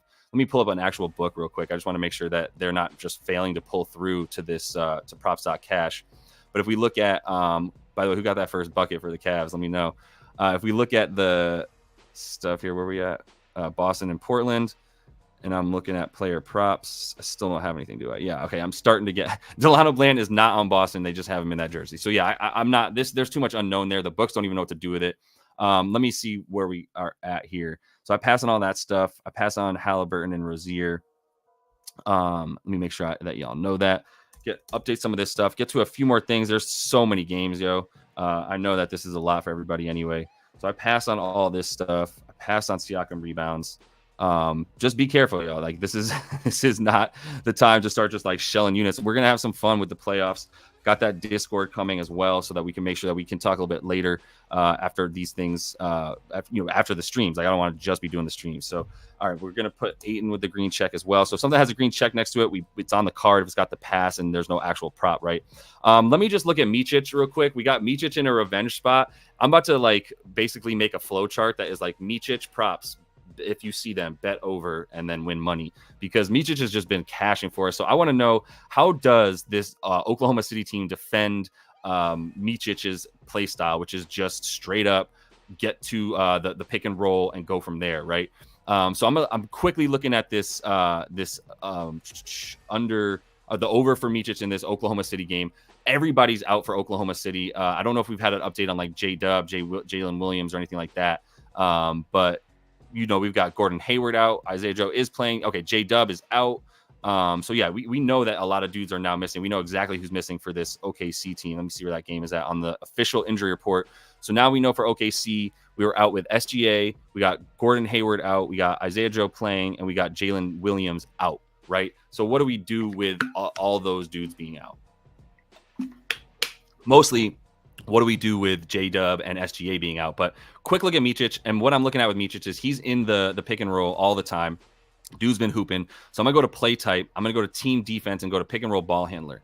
I'm going to go to defensive, and I want to see how this so if you are new, teams, advanced stats, play type, and then pick and roll ball handler right here is going to be exactly what Micic is doing all the time, right? So if I pull up the way that you can change this from offensive to defensive. So now I'm on team defense, how teams defend the pick and roll and how many points they give up to that dude. So we go to possessions, looking for Oklahoma City here. They do not give up a ton of possessions there in terms of that. Let me mix this up again real quick. In terms of the points per, let's see, frequency for them, it happens a third least. They give up no points. They're like top 7 here in terms of limiting the points per possession. The total points, they're at giving up the 7th fewest points to ball handlers in the pick and roll. Micic, just so you know what I'm talking about here, if we go to player play type and we go to, okay, you know what? I should be using Props Madness as well, because this is the, what we've used here where we can see. So Props Madness, also link in the description of the video. Pips, shout him out, dude. He does awesome shit. So like this is turning into a really, really great site. If I go to the game that I'm looking at here, which is Charlotte OKC, and I look at this stuff for Vasilije Micic, right? I think you can still get 11.5 for him if you want. But if you look at his play type, right, what he's doing more than anything, he's the pick and roll ball handler. He's getting some off of spot ups as well, but he is shooting a lot of shots from the pick and roll ball handler stuff. And that is where they're actually really good. They're giving up the 8th fewest points per game to the pick and roll ball handler, but not to the spot up. He's actually good against, they're giving up a lot of spot ups and they're giving up a lot of free throws. So that's the other place that he's scoring from that we could probably use to our advantage. So if you are seeing this stuff on Props Madness, let me see if I can zoom in on it a little bit. This is going to be really helpful. You can see where he's scoring from. The top 2 places he scores from spot up and free throw, where he's in terms of the percentage of his points, right? He scores 32% of his points from the free throw, 25% of them off spot up, 21% as the pick and roll ball handler coming off of those screens as with the ball in his hands. So like there's a little bit of discrepancy there, but the top, main ways that he's getting his points, they're actually bad at defending. So it's not a bad look. You've got the revenge factor in here. I got to at least bet a little bit on Micic, who's coming from OKC and traded him to Charlotte, and now is playing a lot of OKC backups who he was better than in practice when he was playing against them in OKC. Like, I know that I'm just like reaching here a little bit for this, like this momentum factor for him and this motivation factor, but I'm getting Micic on the card today. So we're going with Mich. Let's see what we like for Micic in terms of the bets here that we can place on him. The points is at 11.5 and you get plus money. Wait, no, that's hella outdated. You get minus money, but Can you get 11.5 minus 124 on FanDuel? That's a great look. So I'm going to take that for him. Let's see what his field goals are at. He only took 9 shots against Orlando and hit enough of them to get there. How many free throws did he have though? Against Orlando, he had 5 free throws. So like, yeah, that's a couple more shots. He's still at about 12 field goal attempts in that point. He's been taking that many, right? I would say 10 is probably the good average. 10 to 11 shots to get the 11.5 points. It's not my favorite. But we're betting on Micic with a revenge factor. We're having fun with him today on a weird Wednesday for sure. So Micic, if you want to take the assist, here's what's crazy, bro. The assist for Micic, he's gotten, look at these numbers, 9, 9, 13, 8, 12. Those are great assist numbers, right? But the potential assists are at 12.2. Now he had a bunch more in those games where he went over, but 13 to get 9 and 12 to get 9 is dicey, right? That's dicey for sure, because that's 75% of his potential assists. And like I say, 55% is a good number to expect that his potential assists will turn into regular assists. The other thing is he's not getting easy potential assists because he's passing to jump shooters. There's nobody that's going down low, really anybody covering to the basket. Yeah, let's go. Big Meech, Larry Hoover. All right, cool. I'm going to go with Micic right now. Let's get that in here on the card because I already know. I mean, I don't need to look at anything else. I already know. Micic, we're going to go over 11.5 points. I just like the points a little bit more with the way the potential assists are. His PA is at 17.5. That could be a good look, so we don't have to like guess exactly. And that is what he's been doing a little bit more comfortably. So he would need to get 19 and actually 20s for better juice, but he could still get 19 on FanDuel and we win that bet, and that would give us a bit of leeway. So I think the PA is actually a good call because the points don't get you. It's minus 124 versus minus 128. I do like adding the assists for a little bit of wiggle room because he's been getting those.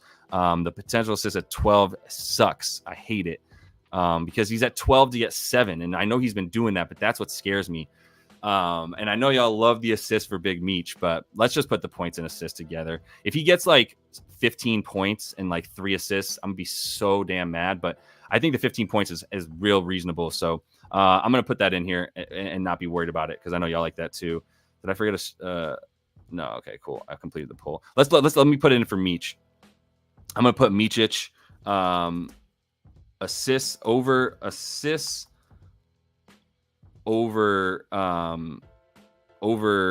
points or over PA and see what y'all think. Or pass. Those will be the 4 choices. All right, let's see. Micic assists, Micic points. Need to add this option. Let's do pass, or you could do over on the PA. All right, add an option. Where are we at? Over assists, over points, or pass. All right, you can only do 4 options. That's my bad. Over points, or over PA. All right, over PA. Struggling. Over points or over assists, or you can pass. All right, let me know about Micic because I want to see. It seems like we're all in alignment that we want to bet on Big Meech, but we just don't know how to do it yet. So I'm gonna put I'm gonna put the over 18.5 points and assists for now. But if there's a strong reckoning here, and we get that for minus 128, minus 128 on FD. We're going with a full unit on Big Meech today. Gotta ride with Micic. All right, cool. We're good there. Oh, I put that in the wrong spot. All right. There. Micic. All right, here we go. Got Micic in on the card. If you see on the scroll on the bottom, you got some of those updated bets. We've been going for a minute here, but I appreciate having y'all in here. Giddey. Yeah, Giddey might not be a bad look. I'm off Giddey trying to I incorrectly guessed what he was going to do last game in terms of the minutes. And then he went over because he got the assist, but he went under hella on the point. So I kind of have no idea what to do with him. Maybe Chet Holmgren. Real quick though? Chet in this situation, he hasn't been as good without his people. Obviously, we know centers against Charlotte is always going to be a bet. They give the 3rd most points on the season to centers. I'm surprised nobody said Chet yet. I thought we'd be riding with him. The Giddey stuff, just to finish that point, since Troy as a boss brought it up. The stuff for Jay Giddey. 15.5 points, that kind of dropped because he was at 17 or 18.5 points the last couple games where he was playing without J-Dub and without SGA. So I'm going to take SGA out. I'm going to take J-Dub out. And I'm going to see what's up with Josh Giddey right now. So he's played 3 this season without those dudes now, right? And he's gone over on the points, over on the boards once, and over on the assists once. The PRA, he's only gone over once. It's at 30.5. It is a good look on the fade, to be honest. It's against Charlotte. I really could not believe he played 33 minutes in this game, 35.5 minutes in this game against Indiana. I guess they were going for the 1 seed. Let me pull my standings back up real quick. Where are we at with this team now? They are a game and a half back of Denver. They're sitting everybody again, including Gordon Hayward. It's tough, man. Like, I do want to take an under on Giddey because of how little he's been able to do this. But god damn. Let me see real quick.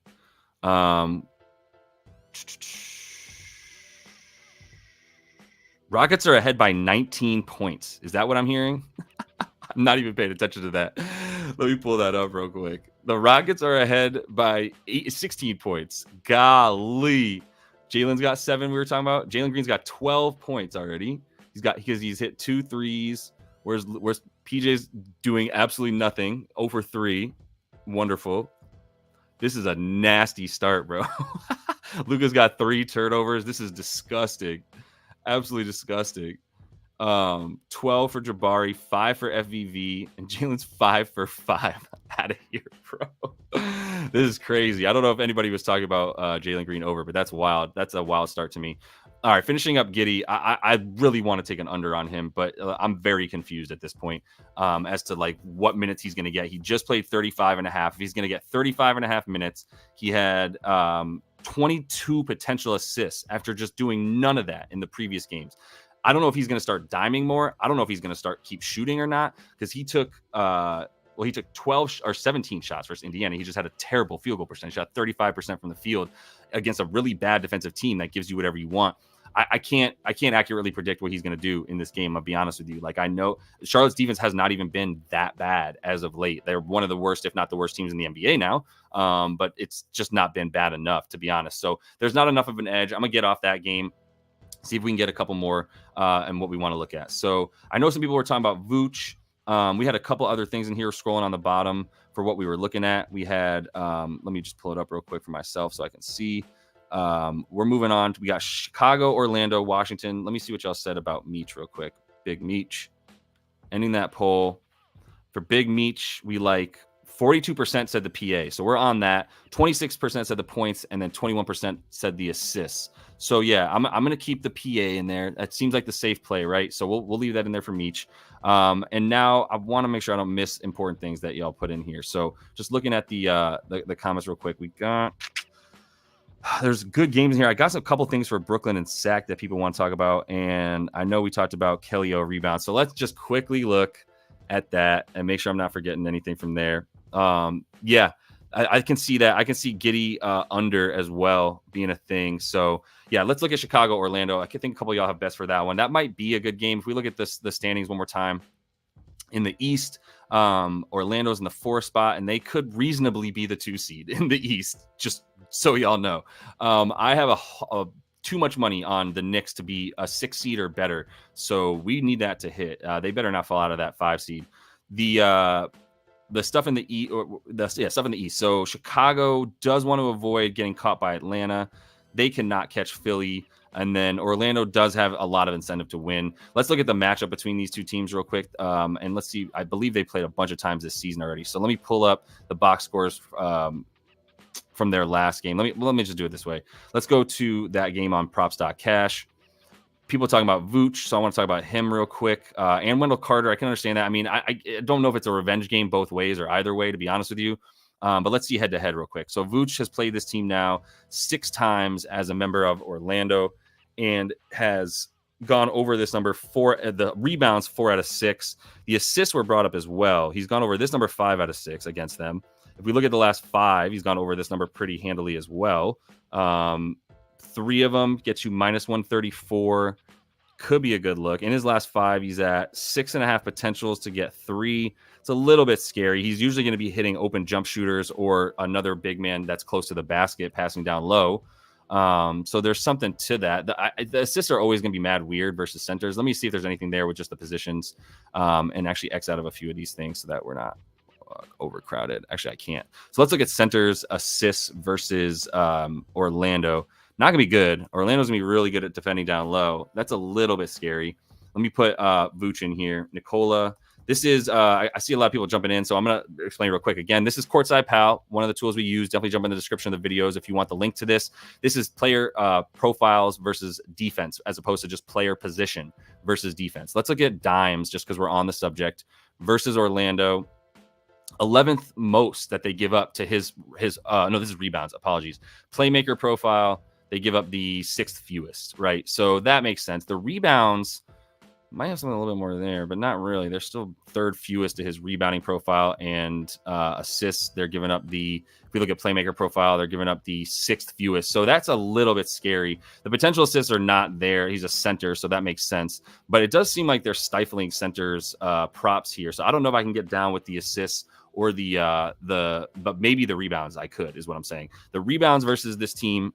Let me look at this season. He's gone over, this is the last 5.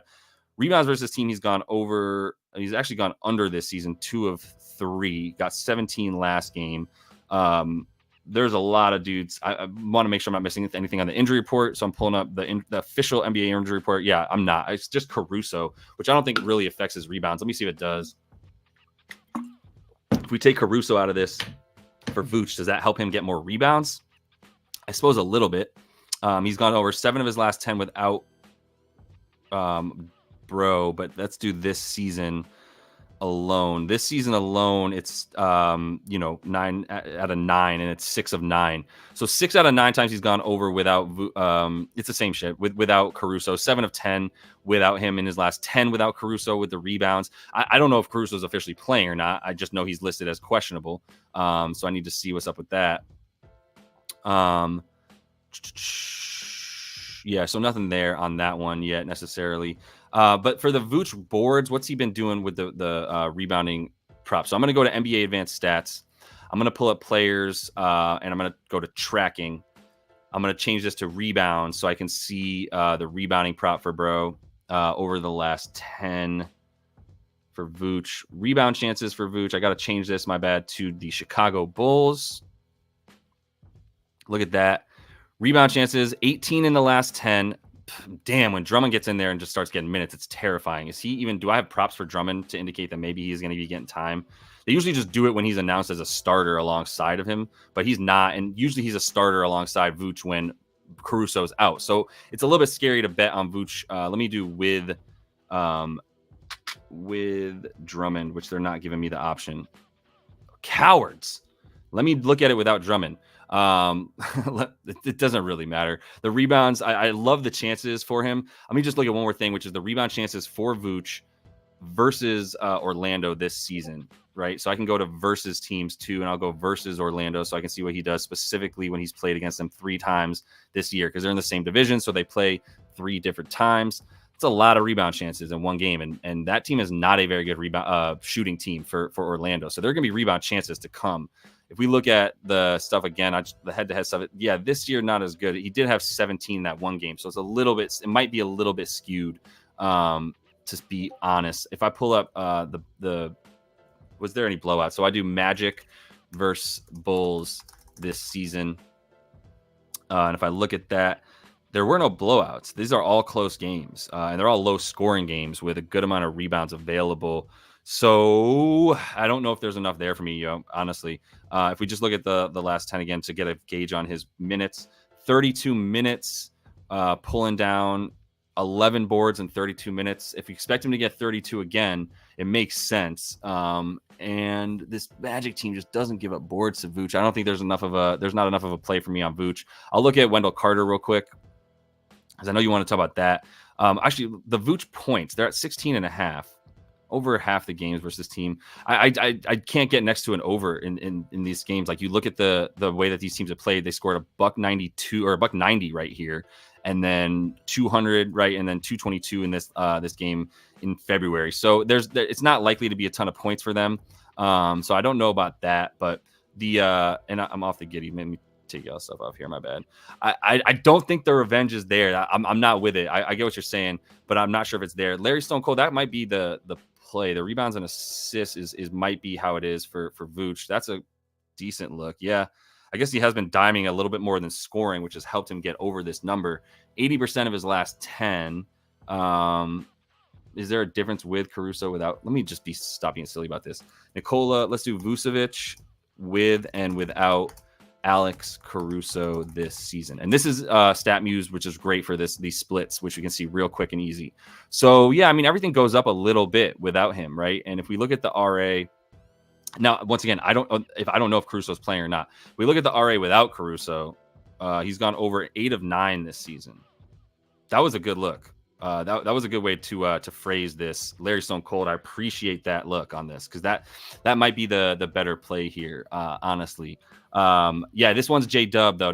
Is it J Will? Because J Will is the tall one with a Y in his name. J Dub is the one that's Jalen Williams with just a no Y in the Jalen. A live play by Zanya. This is what I want to be in on the Discord for, because there's going to be a whole thread for live betting. So if you have a live bet for any games, we're going to be throwing them right in that part of the thread, which is hella nice. I think we found the bet. I mean, I know it's minus 128 for 12.5, and then you could take on FanDuel, but and BetMGM. Well, I don't think BetMGM is actually hanging that. We know that they don't pull through correctly sometimes. FanDuel though, hanging 12.5 for minus 128, I think is the play for Vooch.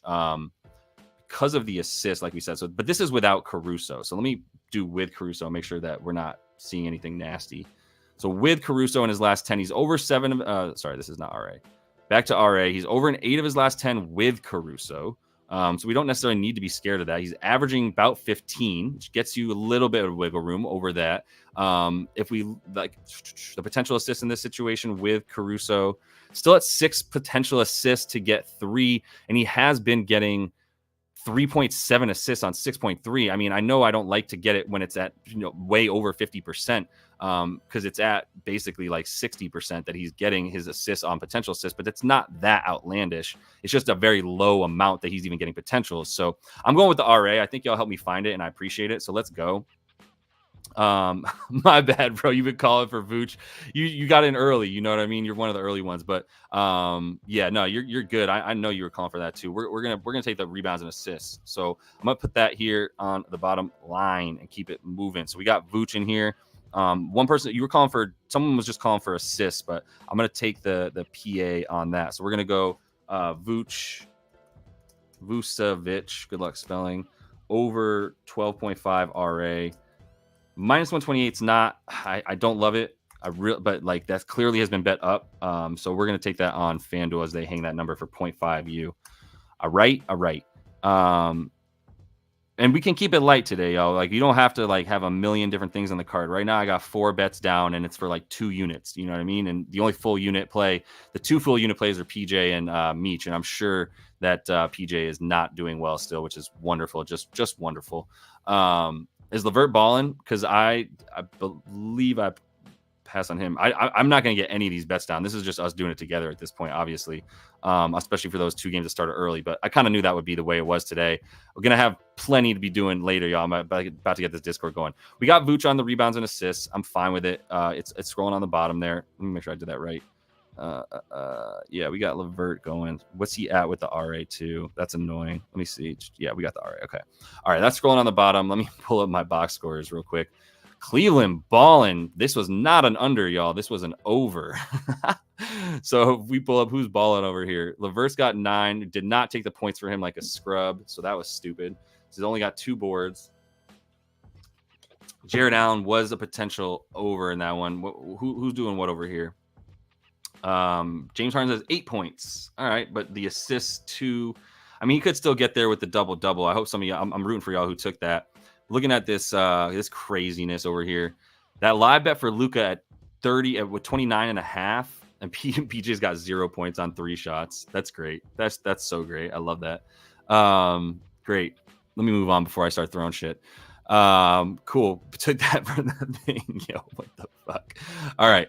Moving on to a couple other things we got here. I don't really want to take guards too much in this game. You had Kobe White too, but let me not forget about that real quick. Free sauce. You were talking about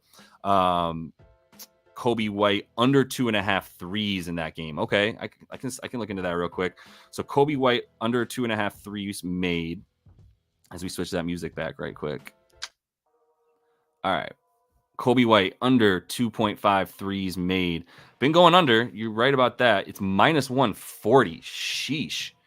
How many threes is he taking? Only 5.9 over the last 10 since he kind of came back from injury, right? I mean, that's odd, right? That's real odd. Why is that? Why is he not taking more threes than that? I honestly do not know.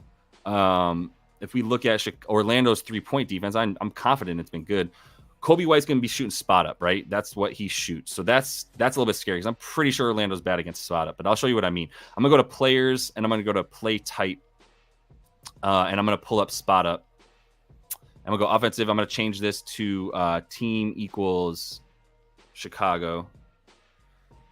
And this is spot up shots, right? So possessions. I thought he was shooting more on the spot up. Wait, where's Kobe White? Why won't you give me his... Why won't they show me Kobe White spot ups? That's really annoying. I know he spots up. It's not like he's only shooting off the pull up. Wait. Let me just even do this. There's something I'm missing here. Possessions on the spot up. Bro, Kobe White is at like 7 per game. Something's off. I'm going to refresh this. Because I know that Kobe White's spotting up a ton. So... what am I missing? Like, and where's... This makes no sense to me. Let me do player equals Kobe. Wow, they don't have tracking data for Kobe White play type stuff. Like, that's annoying. Let me look at... I know he's spotting up. So let me look at defense spot versus the spot up. And go to play type defense. This is all on NBA advanced stats. Play type defense, spot up. Go to defensive. Look at frequency. Actually, it's not happening very much to them. They are giving up just 1 point per possession, and they are giving up the second fewest points per game. So that is a good look right now for Kobe White. Let's run him through Courtside Pal right quick. If I go to Courtside Pal, this is going to be player versus player profile versus team defense. Much better than just the player position versus team defense. Points for Kobe White. Shooting... where he's shooting from, yeah, if he's shooting threes, yeah, you don't score against Orlando that way. If you look at shooting guards, which I guess you'd call them, let's see, shooting guards versus Chicago. That's the other problem, or no, versus Orlando. So yeah, Orlando gives up the 5th fewest threes. It's juiced way the hell down is one of my problems with that Kobe White bet, is that it's minus 140 for him to go under. You can get minus 125 for him to go under. It's not a bad look. He has not been taking that many. As you can see, he's over the last 10, he's at 6 a game, which feels about right. Five or 6 threes is what he'll be taking. To hit 3 of them is a lot. You're right about that. If we project him to take that many threes, which is how many he's been taking, then I think that's a good look. The under 2.5 threes for Kobe White.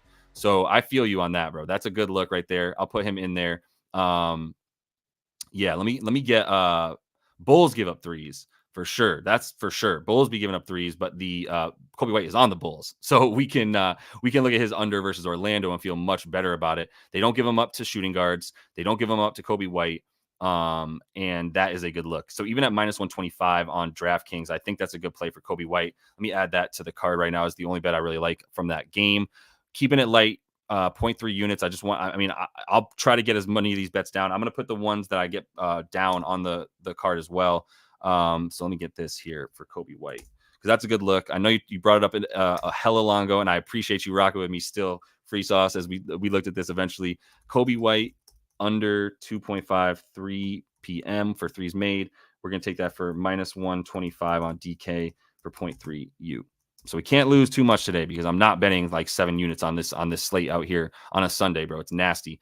All right, let me move on to another one and see which game we should be moving on to here by looking at these, what's scrolling on the bottom that we want to get to. Okay, I do want to take a quick look. I mean, we might have to call 1-800-GAMBLER as we do when we talk about this game right now that we're about to pull up, which is going to be Toronto versus Washington. And watch everybody just jump out of the stream in recoil.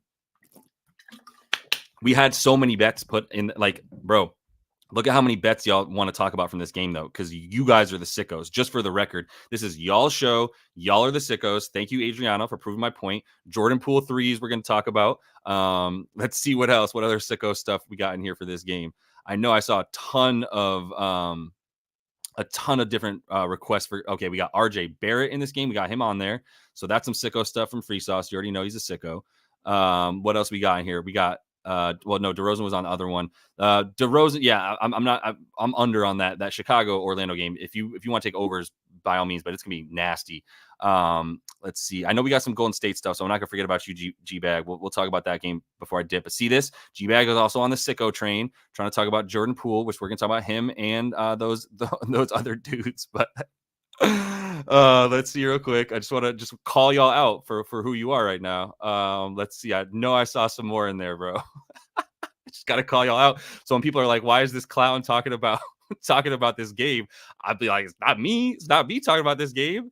All right. I know there's a couple more in there, but we had a lot of stuff in the chat. So I appreciate you guys. So it's making it hard to go all the way back and find everything, but I know I had plenty in there. I just got 4 of y'all with it. Let's see. We got IQ overs and we got RJ overs. So let's just get right into it, man. Because I might have to eat lunch at some point. I'll start with Jay Poole because he's the first one. For 3-pointers made, like I cannot condone unders in this game. I cannot. Let me look at real quick. Is there also, I need to look at the injury report. My bad. The injury report for Washington, Toronto. Where are we at, Toronto?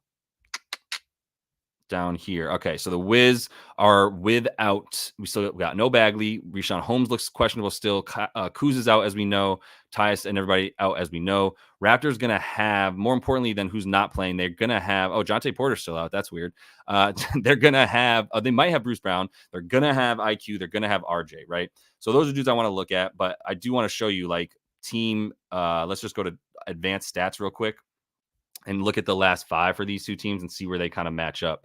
I'm going to go to advanced last 5 and look at defensive rating. Oh, the Raptors are the worst defensive team. Still, they've been the worst defensive team. This is going to be skewed. Washington's going to have a much better defensive rating than it looks like. That offensive rating is at 103. That's really bad too. Very, very bad. So is Toronto, though. So I can't condone overs necessarily. I don't know that this is in a game that's not an NBA game. It's at 232.5. Like, I know that they're playing at fast pace, but how are these teams going to score points with these lineups? And they don't have actual NBA talent on these starting lineups. So I don't know how they score, to be honest with you. And the D rating for Washington, if we look at who they played, let's look at Wizards last 5 games. Detroit, Miami, Milwaukee. Okay, they played one good offense, and then they gave a 119 to Miami. But like giving up 96 points to Detroit isn't a good defense. Giving up 108 points to Portland, it's not because you're a good defense. You're just playing inept offenses, right? Shootout with the Lakers, fine. Lakers don't play D on the back-to-back. We called that over in that game. Milwaukee is a train wreck. So my thing is like defense is fine, but like I can't condone like taking an over in this game, not because of the defense, but because of the awful offenses we're going to see. For Kelly O, that was one place we're going to look to. I want to see his stuff. Jordan Poole, like, yeah, maybe. Maybe the point, it's so erratic. Like, I can't trust this. In fact, the points under would be a little bit. Yeah, they got his stuff too high. Now I see what you're saying, G-Bag. I appreciate that shout out because the stuff is too high, to be honest with you. I don't think PA is a look here for him. The assist at 7.5, maybe because he's diming up a bit more, but these potentials in the last 5 are still probably about 13, 14 potential assists to get 8. And yeah, I gotta dip out of this game, y'all. We can't be looking at this game too much. I'm gonna be honest with you. I know that the rebounds could be there for Kelly O. What about the points you've been shooting? I mean, I really don't want to look at this game. I'll be honest with you guys. I cannot believe people haven't even dipped out of this chat yet. The only thing I will take a look at is IQ assists. They're at 7.5, and RJ points. His assists have been going up too. Points are at 23.5. I mean, I guess RJ could dominate this game. I just don't know what to use. These lineups have not been the same. I don't really have data that makes me feel good about it. Take that for data. So I you know what I mean? I'm sorry to y'all, but like I gotta be out on this one. I'll be honest. Like, God bless y'all who take it. I hate to like promise you something and then pull it away. But like, this is some real sicko stuff, bro. We got to dip out of here. Let me do at least one more game, and then I got to roll 2. And then we'll be back. So I'm gonna be back with Discord next week, by the way. So if you do want to get in on some of this conversation, we'll get some office hours in there and all that, so we can be talking about these games. The only other bet game that people were asking me for bets really was Sacramento and this. Wait, well, is there news about who's? Yeah, I can't look at that Boston game right now. I got to close it out with this this Sacramento Brooklyn game. And man, I hate betting on or against Brooklyn right now too, to be honest with you. This is the only thing I'm gonna look at, and then we can dip out. So we had a call for Cam Thomas on his assists, actually, which is interesting to me. Dennis Schroeder is out. DSJ is in though, so that's Dennis Schroeder was questionable. I don't know if he's actually out yet. Let's see if anything comes up. Please let me know, y'all. I appreciate the looks when you got them. So we got Jaylen Brown in and Jason Tatum out, which is what I said. One of them would be out in that game, right? And it's going to be Jason Tatum in that one. There might be something to Derek White now, to be honest. Can I just look at that and not look at this? I'll look at Cam Thomas because I promised, and then I promised Thomas, and then I'm going to look at Boston one more time now that we got that update, and then we're going to move the hell on, right? All right. So, yeah, no, with Giddey PRA, I said under, but I can't like condone betting on Giddey PRA. I know you brought this up, so I just wanted to bring it up. But yeah, I can't condone the Giddey PRA. I would go under if anything. But if he plays another 35 and a half minutes and he has 20 potential assists like he did last game, it's just really it's really erratic right now for that team. So what I can bank on here is a couple of things for Brooklyn. I'll look at Derek White because I think he might be good for some assists without Jason Tatum, who is normally the ball handler there. But let me just get Cam Thomas assists a quick look. So DSJ is in. Dennis Schroeder, I don't know about yet, right? That's what I was looking at here. I don't have anything. Oh, Bruce Brown's going to be in. All right, yeah, I'm out on that game, bro. We're not doing this. I don't have anything new. So I don't have anything new on Dennis Schroeder. I don't know if he's going to play or not. But I do know if Cam Thomas assists is a thing we're looking at. We got to make sure that we have well, now they're not going to give me DSJ stuff. Where's Dennis Smith Jr.? Because he's playing, and that's big. That's mad annoying. Let's look at Cam Thomas on StatMuse. Cam Thomas with and without Dennis Smith Jr. What is that about? Oh, my bad. This season. All right, with and without Dennis Smith Jr., he's played 46 games with him. He's played 16 without him. His points do go up. His assists go up a little bit as well. I'm sorry, that's minutes. But yeah, his points go up by 3. His 3.5. His assists go up by about 0.3. So not quite as much to look at. I mean, the assists are going to be there only if you just think because recently he's been doing it that he'll get them. He is playing this Kings team. In terms of assists to, what do we want to call Cam Thomas? A shooting guard? Right? Do we call him a point guard? If you look at assists against the Kings for shooting guards, not good. If you look at it for point guards, not bad. They actually do give up assists to point guards. Bottom 10, bottom 11 giving up assists to point guards. This is on Fantasy Pros. Let me put Cam Thomas in here.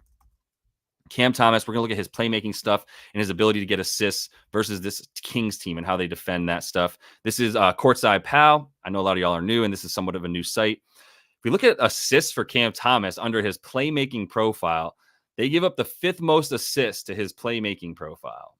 What is his playmaking profile? I mean, his playmaking profile is scoring, is it not? Let me look at Cam Thomas. 3.5 dimes, but the juice is terrible. -130. Always got to start with that look. -130. Potentials are at 7 in the last 10 with a couple of duds. Indiana just doesn't give up assists, to be honest. They just, because they play, if you play ISO ball, they're not going to double you. So there's no reason for Cam to pass the ball off. He's hit this number in 7 of 10, except for against Nola and Indy. And they're both going to be really good at limiting his assists. If we look at playmaker stuff for him, Indy is going to limit his assists to the fewest, and New Orleans is the 6th fewest. So that actually makes sense that he would not have gotten his assists against those teams, but Mike could get his assists against this team. Actually, it might not be a bad look. And I believe that we were given that one by Free Sauce. So like, gotta love that. Profile equals bucket getter. That's what we're talking about. Cam Thomas profile should strictly say bucket getter. Let me see some real quick. Yo, okay. All right. This is like deep insight and sicko stuff too, because we're talking about Tristan Vukcevic, and that's cool. I might look at that in a minute. Either way, but this is why I wish I had the office hours, which I'm be very grateful for next week. I think I'm over Cam assists right now. I don't know why that would be. What are his points at again? Yeah, I mean, it doesn't really matter. It's Schroeder matters. I will say that. Let me put that in here. With and without Dennis Schroeder. Oh, the other Dennis. Dennis Schroeder this season. With him, he actually gets more assists. That's crazy. Without him, he gets fewer. Oh, but that's this season. Yeah, they played 62 games together.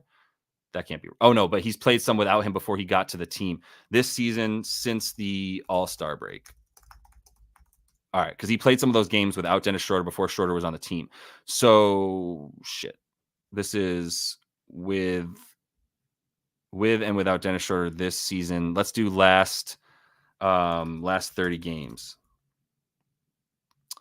So in the last 30, he's played 10 without him and 20 with him. And we're looking at a slight shift in assists with him actually still being more. So I kind of want Dennis Schroeder to play for this over on the assist, to be honest with you. But either way, I kind of think that's a play, bro. Now it's at we said minus 130. That juice is not necessarily worth it. For him to get 4 right on the cusp, like 4 on 7 potential. The assist could be there for him. It's a little bit of a scary look. The PA is crazy because, I mean, we just need him to get points at that point. You really just want to bet on those separately. I don't think you're going to get any help either way from one of these stats or the other, right? Unless he goes for 32, which I guess is always a possibility as well, to be honest. His scoring profile versus this team, how he scores, his shooting profile is going to get buckets against Sac. To be honest, which is definitely a lot of above the break threes and mid range, right? Which is definitely where Sac can give it up. Maybe we take PA for Cam Thomas. Is that crazy? He's taken how many shots in the last few games? Like 120 field goal attempts over the last few. He's at 25, 21. I mean, even just right here in these last bunch of games since they've totally given up, he's in the last 5, he's at more than that, right? So I think 21 to 22 field goal attempts is a good look for Cam Thomas. That's with how many 3-point attempts? 7 threes that he's taken over that time frame. That's probably an average amount too. So he's also getting to the line, bro. Are they giving up free throws? Let's look at him on Props Madness real quick. This is a really good time to use Props Madness. Link in the description of the videos for Props Madness, because this is super, super helpful when looking at what I'm trying to see right now. So for Cam Thomas, where he's taking his shots, he's pretty even distribution about where he's taking them. Mid-range, 20%, above the break, 28%, 23% in the lane, and 21% inside the restricted area. So opponent defense, they're very bad right inside the lane. They're middle of the pack where he's shooting elsewhere. They're really bad against the corner stuff over here, as you can see. And they're good right around inside the that's where he's taking fewer shots, though. So we're okay there. I think the PA is a good play for Cam Thomas. So you kind of guard against the jump shooting going in all over the place and the assists if he can get them. I don't think adding the assists really matters, to be honest with you, because like if he gets 27, like we're actually banking on the points here. So I don't know that the PA is necessarily that big of a deal. I think it's one or the other. He does them at the same rate. The assists have been going over, and that was what the bet was. So I'll throw a little bit on it, even though it's only minus 130, because I do like the look there, and I think that's clever and a good way to play this. So, all good, bro. Good to see you, buddy. Good to have you here. Y'all crack me up sometimes. All right, I'm gonna put in. I'm adding to the banner, and then I'm gonna look at that Boston game, and then we're gonna dip because we've been on some real sicko stuff this game. I want to make sure that y'all see the bottom line too, because that has the green check marks next to all the bets that we played and some passes on all the stuff we did not. And I'm just a fat pass on that Toronto and Washington game, even though y'all have some good looks at it. And so we're gonna take Cam Thomas over 3.5 assists. That's crazy talk. But we're taking for minus 130 because I just want to see what happens here. I'm putting 0.3 units on it. It's minus 130 on DK, 0.3 U. All right. Check mark that. And we ride. That's all on the bottom line, scrolling there. And now we move into this Boston game real quick because I just want to look at one thing real quick and get out. So for Boston, I'm pulling up what we got. Are we going to get props yet? Let's see if they're going to be sprouting up, right? So we might not still have them. Let me look at draft. Let's look at FanDuel real quick. Pull up FanDuel's book here.